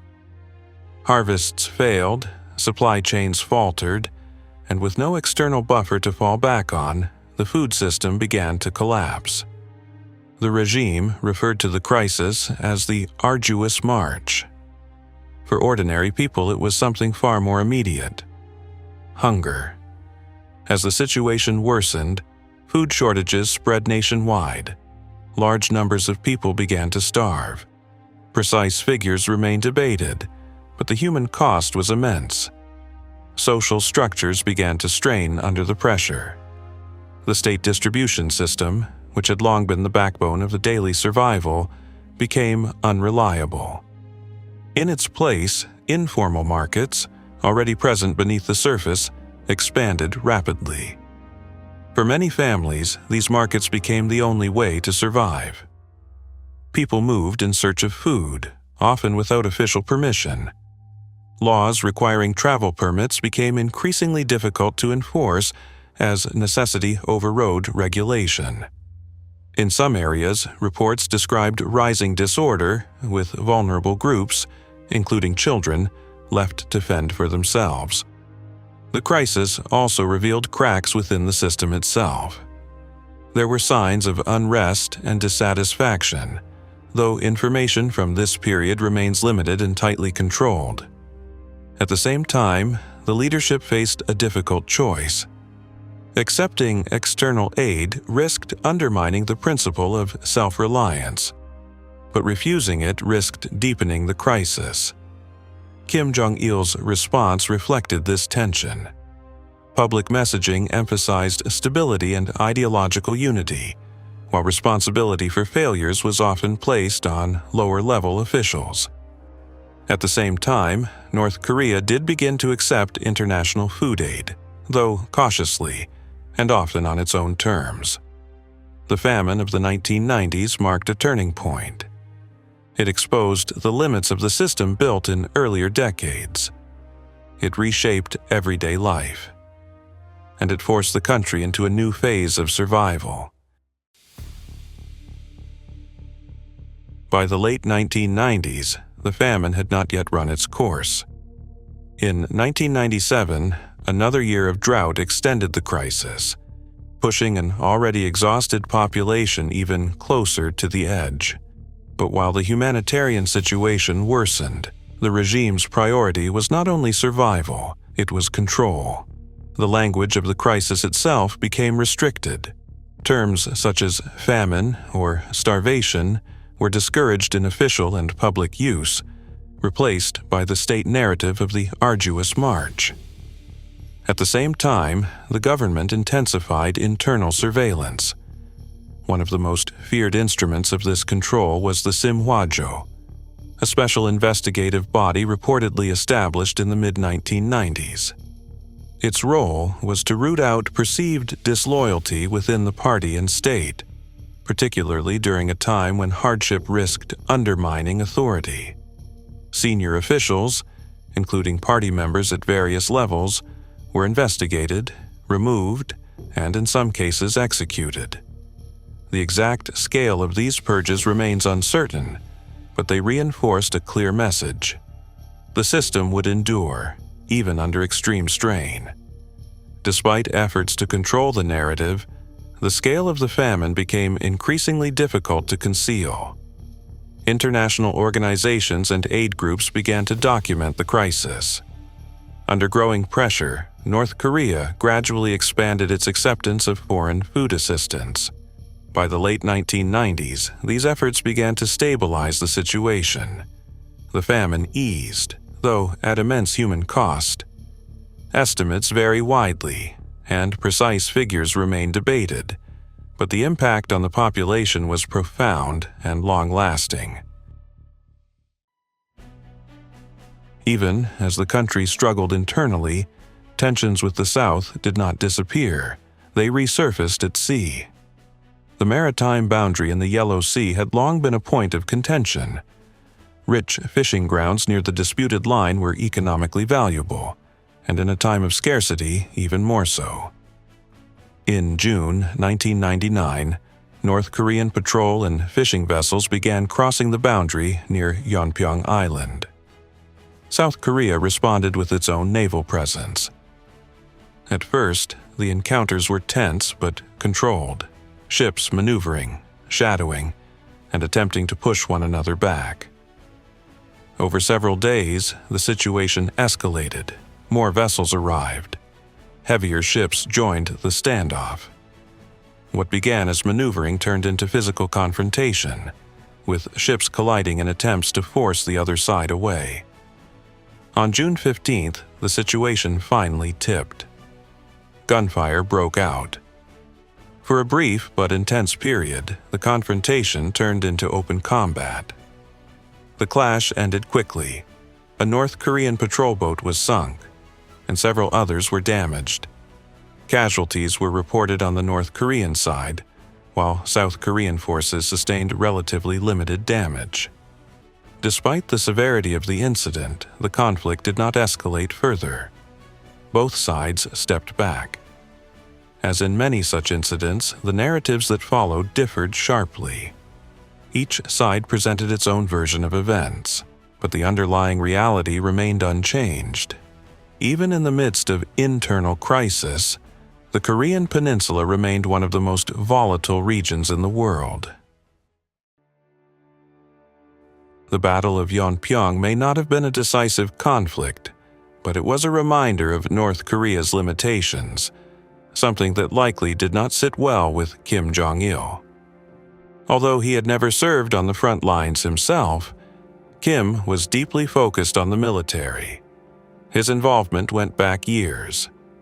He had joined the Central Military Commission in 1980 and was appointed Supreme Commander of the Korean People's Army in 1991, giving him long-standing control over military affairs even before formally taking power.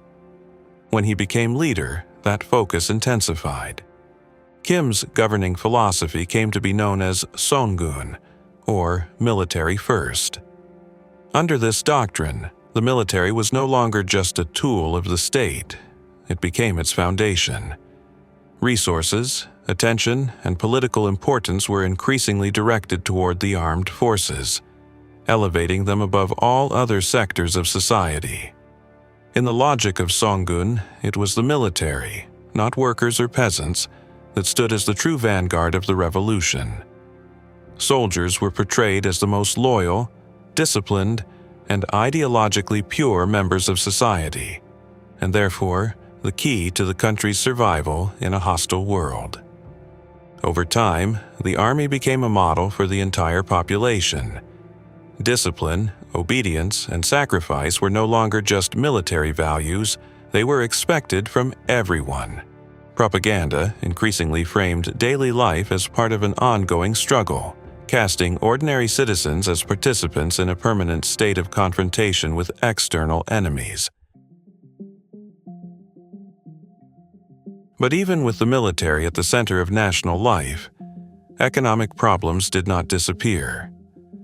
Rangoon did create activity, particularly in construction, infrastructure, and defense industries, and it provided employment through conscription and military-linked projects. But these measures could not fully address the deeper structural weaknesses of the economy. By the early 2000s, those weaknesses were impossible to ignore. In 2002, the government introduced the July 1st economic management measures, which appeared to signal a shift. Prices, including staple goods like rice, were adjusted closer to market levels, and enterprises were given slightly more flexibility in sourcing materials and managing production. At the same time, markets that had already emerged informally were given limited official recognition. To outside observers, this looked like the beginning of reform. In reality, it was something more restrained, an attempt to regulate and contain economic changes that had already taken root during the famine years. The state was not creating a market economy, it was trying to manage one.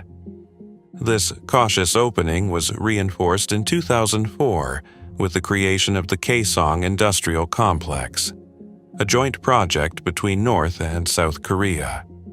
Located just north of the DMZ, Kaesong allowed South Korean companies to employ North Korean labor, producing goods while providing Pyongyang with a steady source of foreign currency.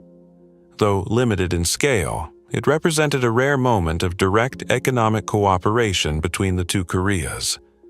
For a time, it suggested a more pragmatic direction, but that direction did not last. Within a few years, the government moved to reassert control. Restrictions were placed on market activity, including limits on who could participate. Working-age men, and later many women, were barred from engaging in market trade as the state sought to push people back into the formal system. In practice, however, the markets never disappeared. They had become too important for survival. What emerged was a dual reality. Officially, North Korea remained a tightly controlled, centrally planned state. But beneath the surface, a parallel system continued to operate. One shaped not by ideology, but by necessity. As North Korea entered the new millennium, its position in the world became increasingly precarious. The Cold War was over, but Pyongyang had not adapted in the same way as many former socialist states. Instead, it appeared to many governments as an isolated and unpredictable holdover from an earlier era. In the United States, policy toward North Korea began to shift. After 2000, the administration of George Bush adopted a more confrontational tone, moving away from the cautious engagement that had defined parts of the 1990s. Concerns about North Korea's missile program, its nuclear ambitions, and its past actions abroad all contributed to a growing sense of distrust. At the same time, accounts from defectors brought renewed international attention to conditions inside the country. One of the most widely discussed was Lee Soon-ok, a former detainee who had spent years in a North Korean prison camp. In her 1999 memoir and later testimony, she described forced labor, harsh punishments, and the realities of life within the camp system. In 2002, she was invited to speak before the U.S. Congress, where her account helped shape perceptions of North Korea among policymakers and the public. That same year, in a State of the Union address, President Bush grouped North Korea with Iraq and Iran, describing them as an axis of evil.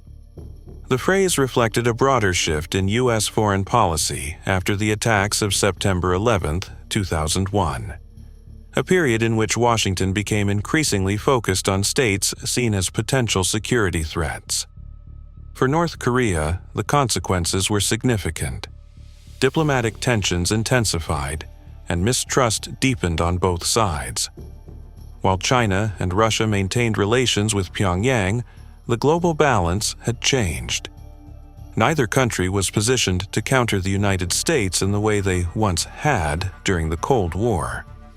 As a result, North Korea entered the 2000s more isolated than ever, facing external pressure abroad and unresolved challenges at home.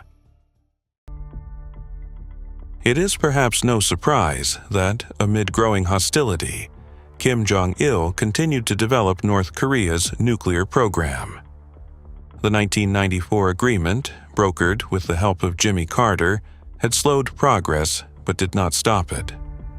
Throughout the late 1990s and early 2000s, negotiations with the United States produced limited results, while Pyongyang increasingly used its nuclear ambitions as leverage for economic aid.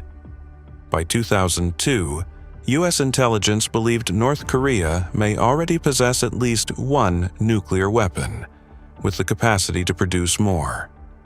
But the world did not see a confirmed test until October 2006, when North Korea carried out its first nuclear detonation. Even then, nuclear weapons did not solve the country's deeper problems. They could not fix the economy. They could not feed the population. And they could not replace the need for stability. That reality pushed Pyongyang back to the negotiating table.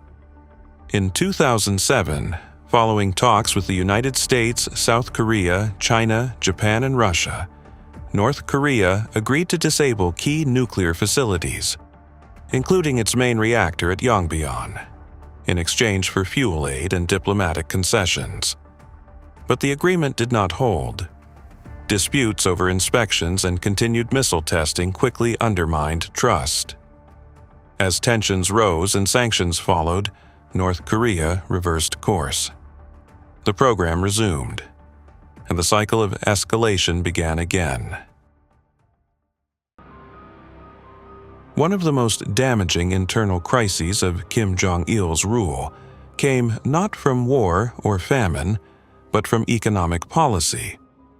In 2009, the government launched a sudden currency reform. Old banknotes were withdrawn from circulation and replaced with new ones, with only a short window for exchange.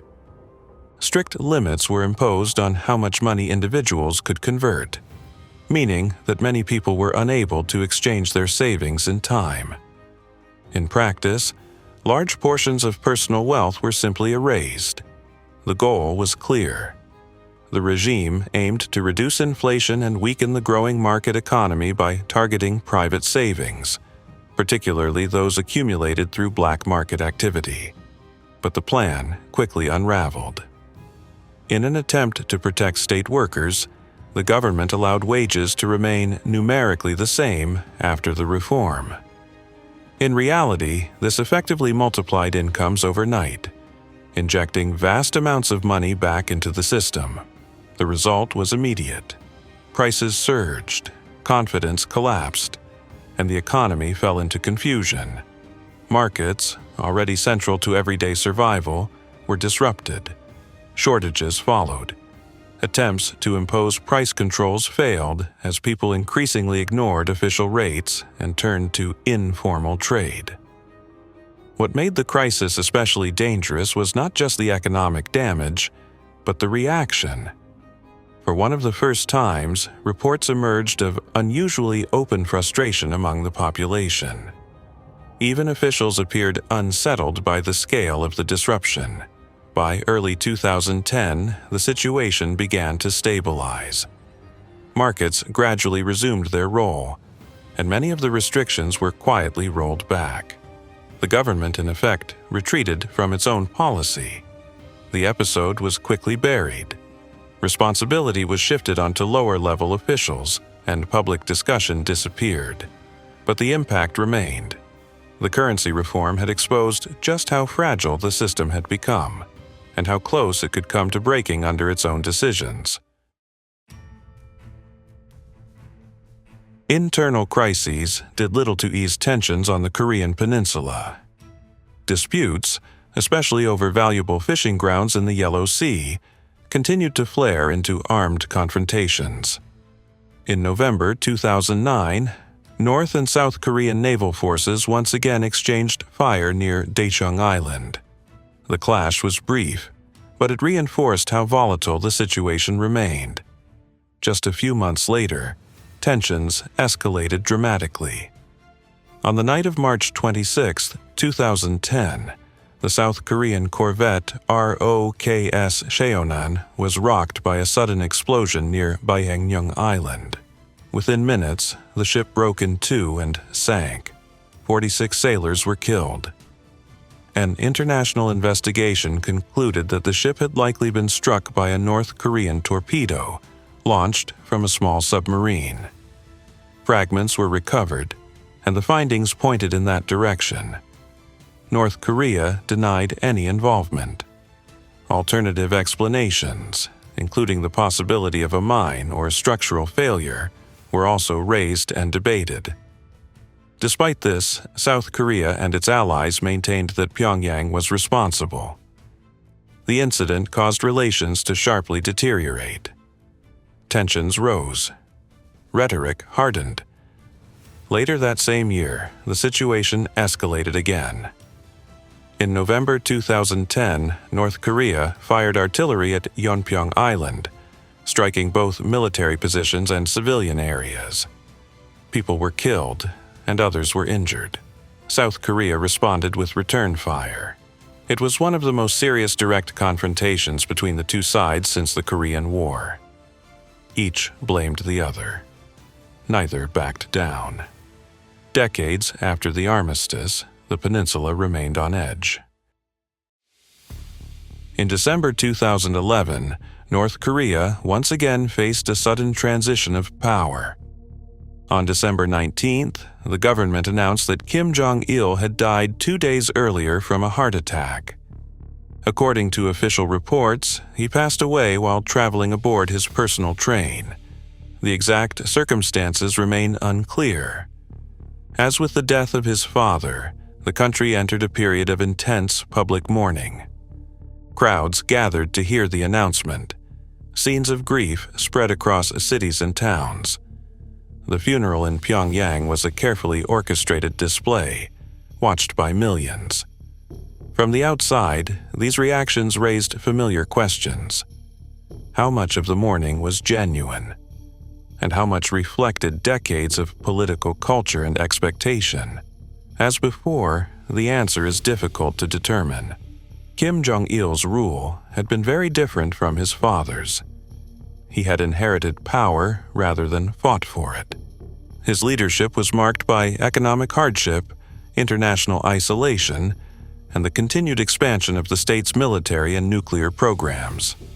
Yet, the system he led endured, and at his death, the state moved quickly to preserve continuity. Propaganda surrounding his passing followed familiar patterns, reinforcing the image of a leader whose presence extended beyond his life. He was posthumously given the title of Generalissimo, further cementing his association with the military. Power now passed to a new generation. Unlike his father and his grandfather before him, the next leader had little experience and was largely unknown to the world. His name was Kim Jong-un. Unlike his father, Kim Jong-un was not always the obvious choice to inherit power. For years, the expected successor had been his elder half-brother, Kim Jong-nam. But in 2001, that path collapsed after he was detained in Japan while attempting to travel under a false passport, reportedly to visit Tokyo Disneyland. The incident embarrassed the regime and effectively removed him from contention. Kim Jong-un, by contrast, had spent much of his early life far from North Korea. During the 1990s, he was educated in Europe, most notably in Switzerland. Those who knew him there described a quiet, reserved student who blended in easily. By most accounts, there was little to suggest the role he would one day assume. He enjoyed basketball, followed Western culture, and lived a life that, at least on the surface, appeared relatively ordinary. After returning to North Korea, he continued his education, but details of this period remain limited. For years, he remained almost entirely out of public view. That changed in 2008. When Kim Jong-il suffered a serious health scare, the question of succession could no longer be postponed. Within the ruling elite, preparations began quietly. By 2009, internal signals pointed to Kim Jong-un as the chosen heir. His rise was rapid. In 2010, he was suddenly elevated to the rank of 4-star general, despite having no known military experience. He began appearing alongside his father at official events, inspections, and public appearances, a clear sign that he was being prepared for leadership. Yet, even then, the transition was not fully formalized. There was no long, gradual introduction, no extended period of shared rule. So when Kim Jong-il died in December 2011, power passed to a young, largely untested leader. For Kim Jong-un, and for the system around him, it marked the beginning of something new and deeply uncertain. With little practical experience in governing, but a background that included time abroad, Kim Jong-un brought noticeable changes to North Korea's power structure. One of the most significant shifts was a move away from the military-first approach of his father. Under Kim Jong-il, the military had dominated political life through the Songun policy. Under Kim Jong-un, influence began to shift back toward the Workers' Party. This transition was reflected institutionally. The powerful National Defense Commission was eventually replaced by the State Affairs Commission, signaling a broader focus that included economic management and internal governance, alongside security concerns. Several factors likely drove this change. Kim Jong-un did not share his father's deep ties to the military establishment, and his authority needed to be built elsewhere. At the same time, the strategic reality had shifted. A conventional military path offered little prospect of solving the country's long-term challenges. The military remained important, but it was no longer the sole pillar of the system. Despite these structural changes, one constant remained: power had to be secured.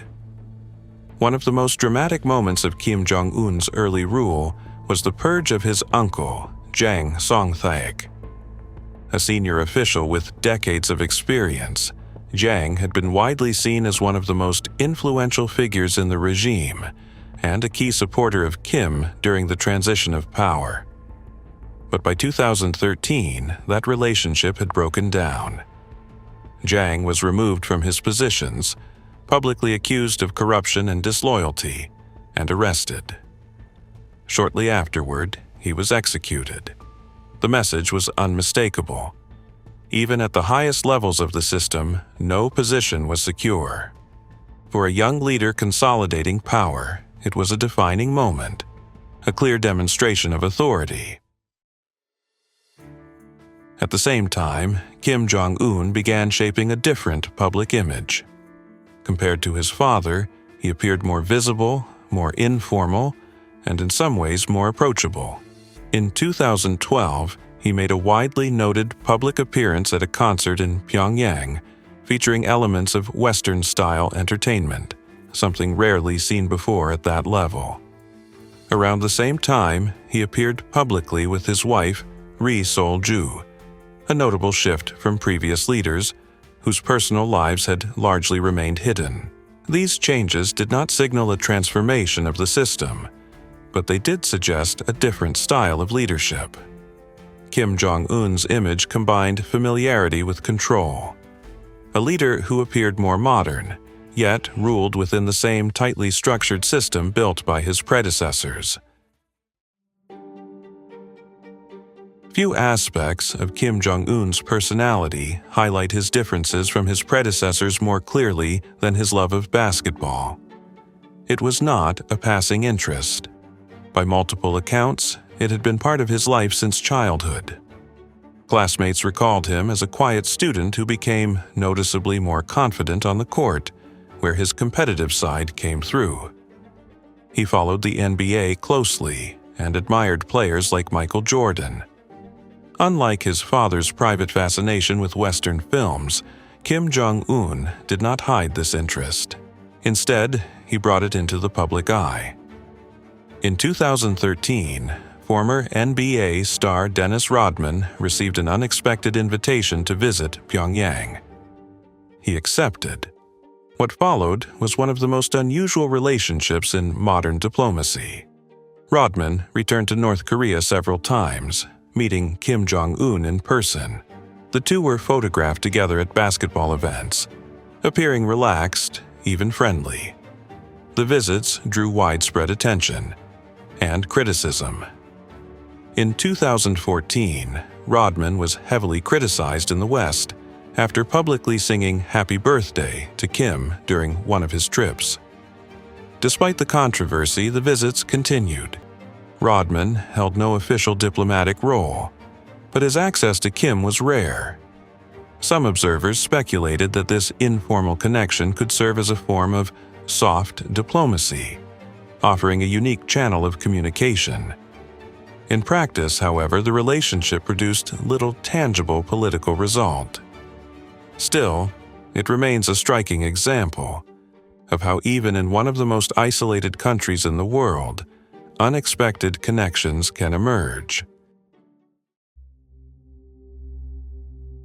Kim Jong-un's openness to certain aspects of foreign culture has clear limits.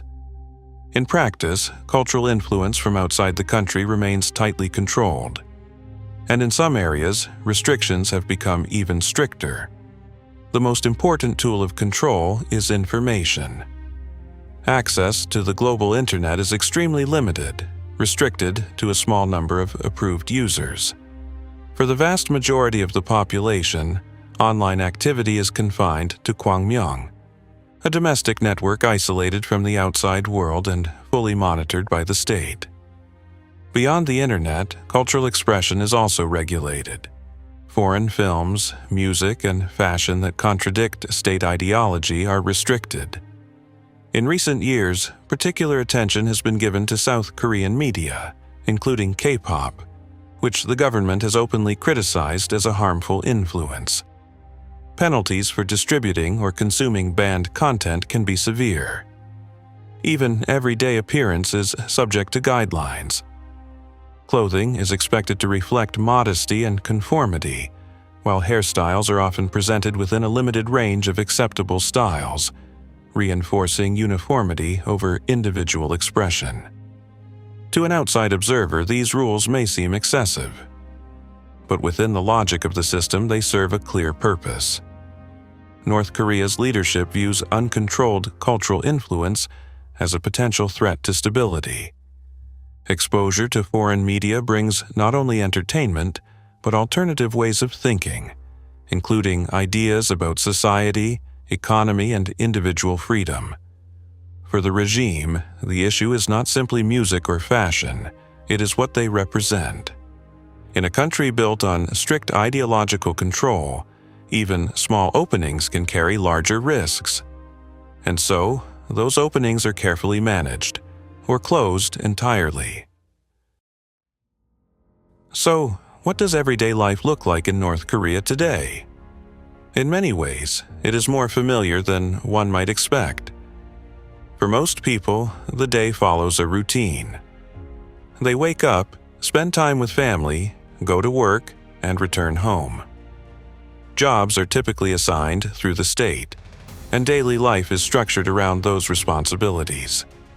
Loudspeakers, public messaging, and occasional mass events remain part of the background, but they are woven into a routine that, on the surface, can feel ordinary. At the same time, living standards remain limited. Access to goods, technology, and infrastructure is far more restricted than in most developed countries. Conditions can vary significantly depending on location, with major cities generally better supplied than rural areas. In some regions, basic services such as reliable electricity or running water are not always consistent. Yet, North Korea is not entirely static. In cities like Pyongyang, a small but visible middle class has emerged. Shops, restaurants, and consumer goods, while still limited, are more present than in previous decades. This has created a growing contrast between those with access to these opportunities and those without. Despite these differences, one point is often emphasized by those who have left the country. North Koreans are, above all, ordinary people.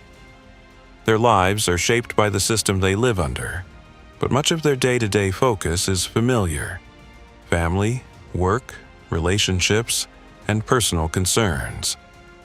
Politics and ideology remain present, but for many, they exist alongside the simple goal shared by people everywhere: to live, to adapt, and to get through each day. It can be easy to overlook the everyday reality of life in North Korea when much of the outside world's attention focuses on its nuclear rhetoric. Under Kim Jong-un, the nuclear program has taken on renewed importance. Central to this is the idea of BUNYAN, the parallel development of the economy and nuclear weapons. In this framework, nuclear capability is not just a military tool, but a guarantee of the state's survival and independence. This priority extends beyond the military.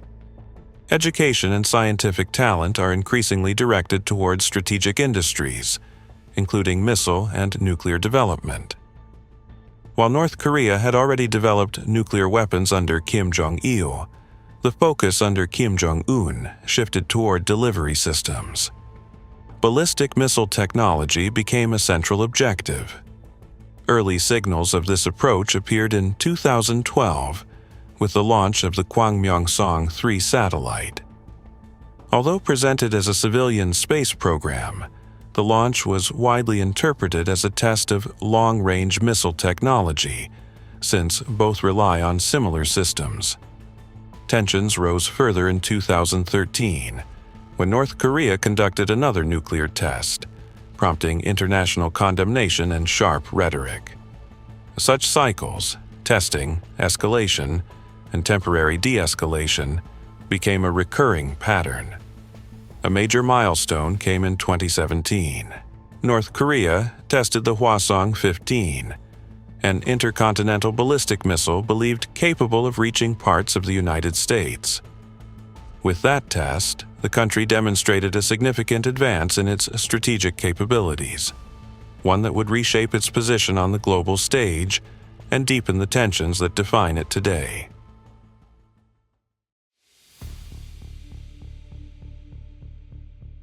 While North Korea's nuclear program dominates headlines, one of its most effective modern tools operates far more quietly: cyber warfare. For years, Pyongyang has invested in building a network of skilled hackers. These cyber units serve multiple purposes, from intelligence gathering to financial operations, allowing the regime to project power far beyond its physical borders. According to international estimates, cyber operations have generated billions of dollars for North Korea, helping offset the effects of sanctions and economic isolation. The world began to take notice in 2014, following a major cyber attack on Sony Pictures. The attack was widely linked to North Korea after the release of The Interview, a film depicting a fictional plot against Kim Jong-un. Hackers infiltrated the company's systems, leaking internal data, unreleased films, and confidential communications, causing significant disruption. In the years that followed, cyber operations became more ambitious. In 2016, hackers targeted the Bangladesh Central Bank, attempting to steal nearly $1 billion through the international banking system. While most of the transfers were blocked, tens of millions were successfully taken. That same period also saw cyber intrusions into South Korean military networks, with sensitive data reportedly accessed. Perhaps the most far-reaching incident came in 2017, with the global WannaCry ransomware attack. Hundreds of thousands of computers across multiple countries were affected, including hospitals, businesses, and public institutions. The attack caused widespread disruption and billions of dollars in damages before it was contained. These operations demonstrated something new. North Korea did not need a conventional battlefield to exert influence.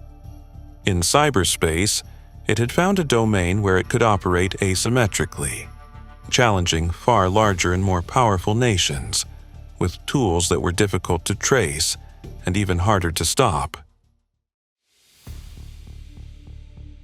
Education has long been a priority for the North Korean state. Since the mid-20th century, the government has maintained a system of universal, state-funded schooling, providing children with access to education, as well as basic materials such as textbooks and uniforms. Officially, enrollment rates are extremely high, and while precise figures are difficult to verify, education is generally regarded as one of the more developed areas of the system. In 2012, Kim Jong-un expanded this structure to a 12-year system, organized into 6 years of primary education, followed by 3 years each of lower and upper secondary schooling. Alongside standard subjects such as literacy, mathematics, and science, education also plays a central ideological role. The history of the state, the revolution, and the leadership is a required part of the curriculum, reinforcing political narratives from an early age. At higher levels, access becomes more selective. Universities focus heavily on practical and strategic fields, particularly those linked to science, engineering, and national development. At the top of the system is Kim Il-sung University in Pyongyang, the country's most prestigious institution.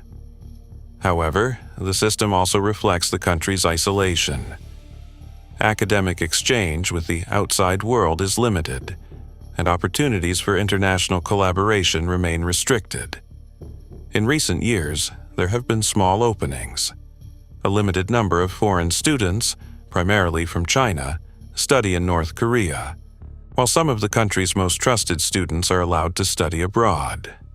These efforts serve a clear purpose: to acquire knowledge from the outside world, while maintaining control over how it is brought back in. Tourism has become one of the few ways outsiders can enter North Korea under Kim Jong-un. But it is not tourism in the usual sense. Since the early 2000s, small groups of foreign visitors have been allowed into the country under tightly controlled conditions. Travel is organized through approved agencies, and visitors are accompanied by state guides at all times. Every aspect of the trip is structured. Itineraries are fixed, movement is restricted, and access to the country is carefully managed. Visitors typically stay in designated hotels in Pyongyang, such as the Yanggakdo International Hotel, which offers many familiar amenities. At the same time, the experience is highly curated. Tourists are taken to selected sites, monuments, major construction projects, and showcase locations designed to present a particular image of the country. Despite these constraints, many visitors note something more personal. Encounters with ordinary North Koreans, though limited, often reveal curiosity and politeness. For the state, tourism serves a clear purpose. It allows controlled exposure to the outside world, while ensuring that what is seen and what is shown remains carefully managed. The rules governing tourism in North Korea are strict, and in some cases, the consequences of breaking them can be severe.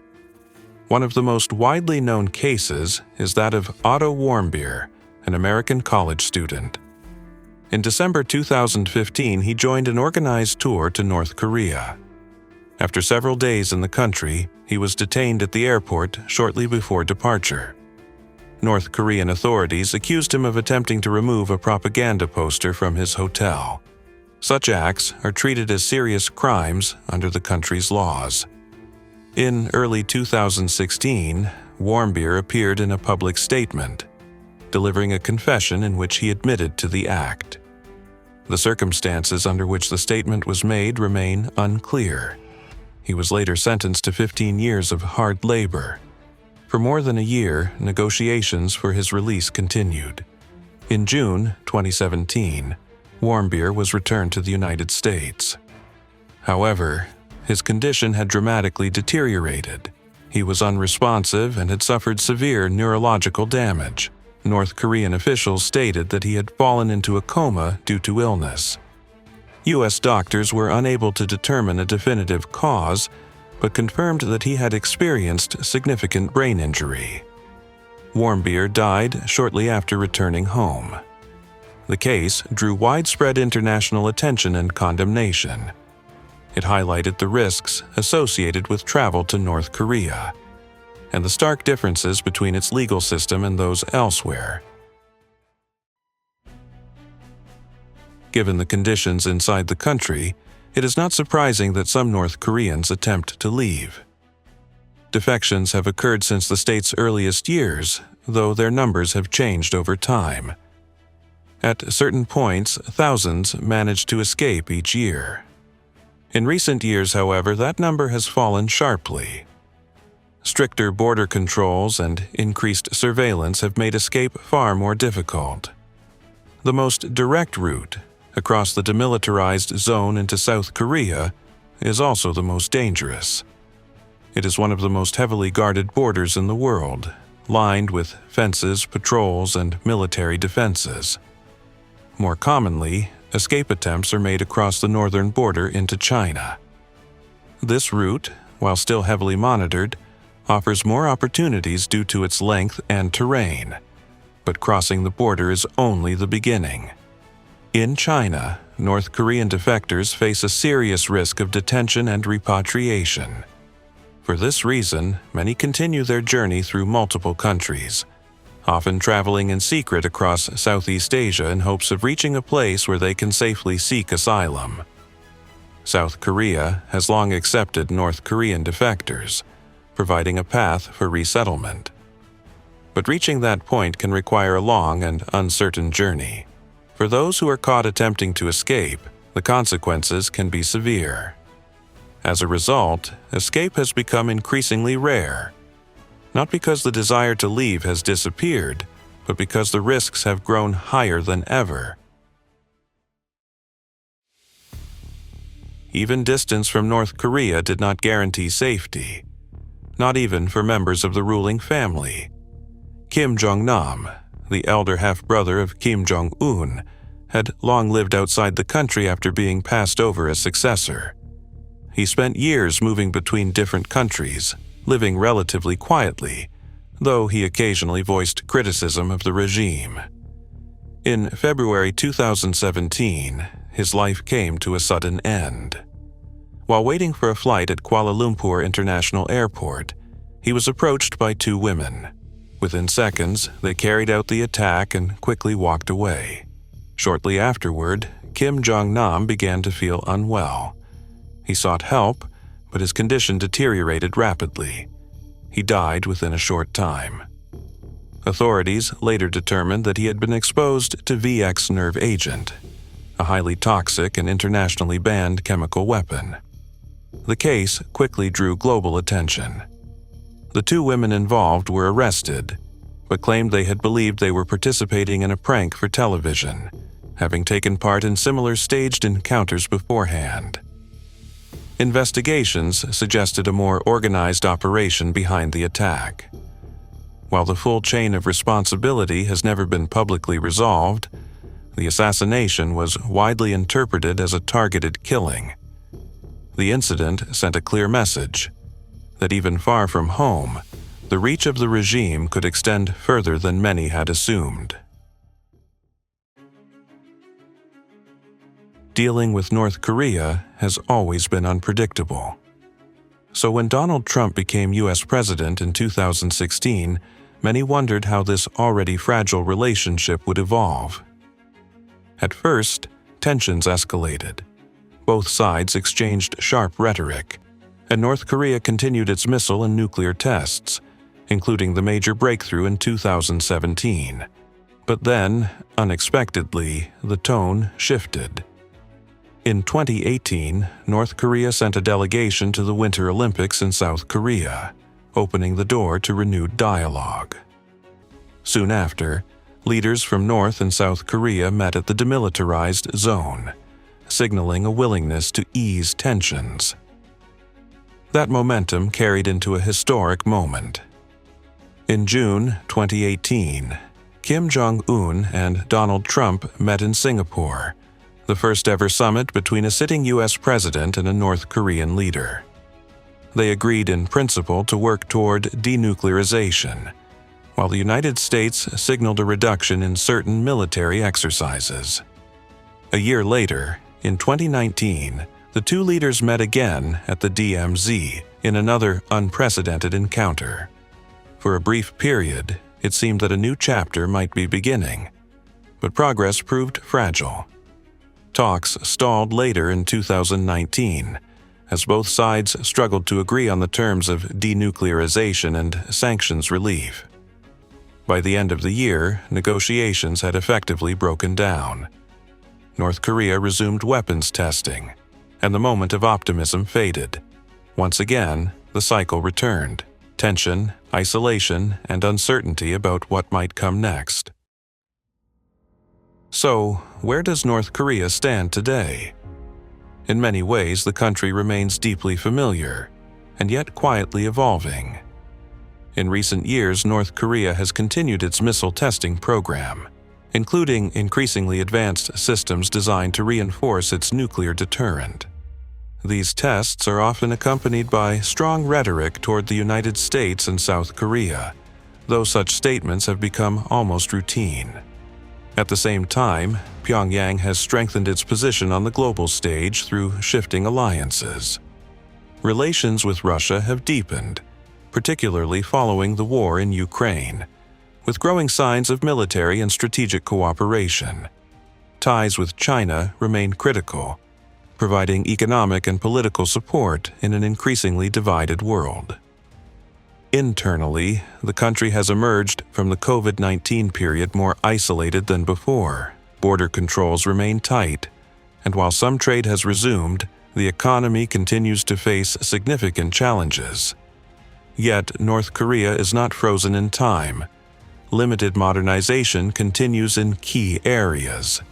Technology, infrastructure, and urban development, especially in Pyongyang, suggest a state attempting to adapt without fundamentally changing. And that is the central paradox. North Korea exists in a delicate balance. To remain unchanged risks long-term decline as the world moves forward. But to reform too quickly risks destabilizing the very system that holds the country together.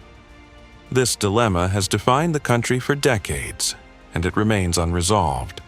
The contrast with South Korea is stark.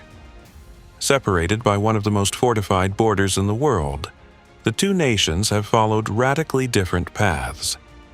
Economically, technologically, and socially, the gap between them is among the widest anywhere on Earth. Many have predicted the collapse of North Korea. Many have been wrong. For now, the country endures. It remains one of the most isolated, most controlled, and most misunderstood places in the world. A state shaped by history, defined by its leadership, and still moving forward along a path that few outside can fully see. And so, as we reach the end of this story, one question remains. Not how North Korea was built, but how it will change. Or, if it ever will.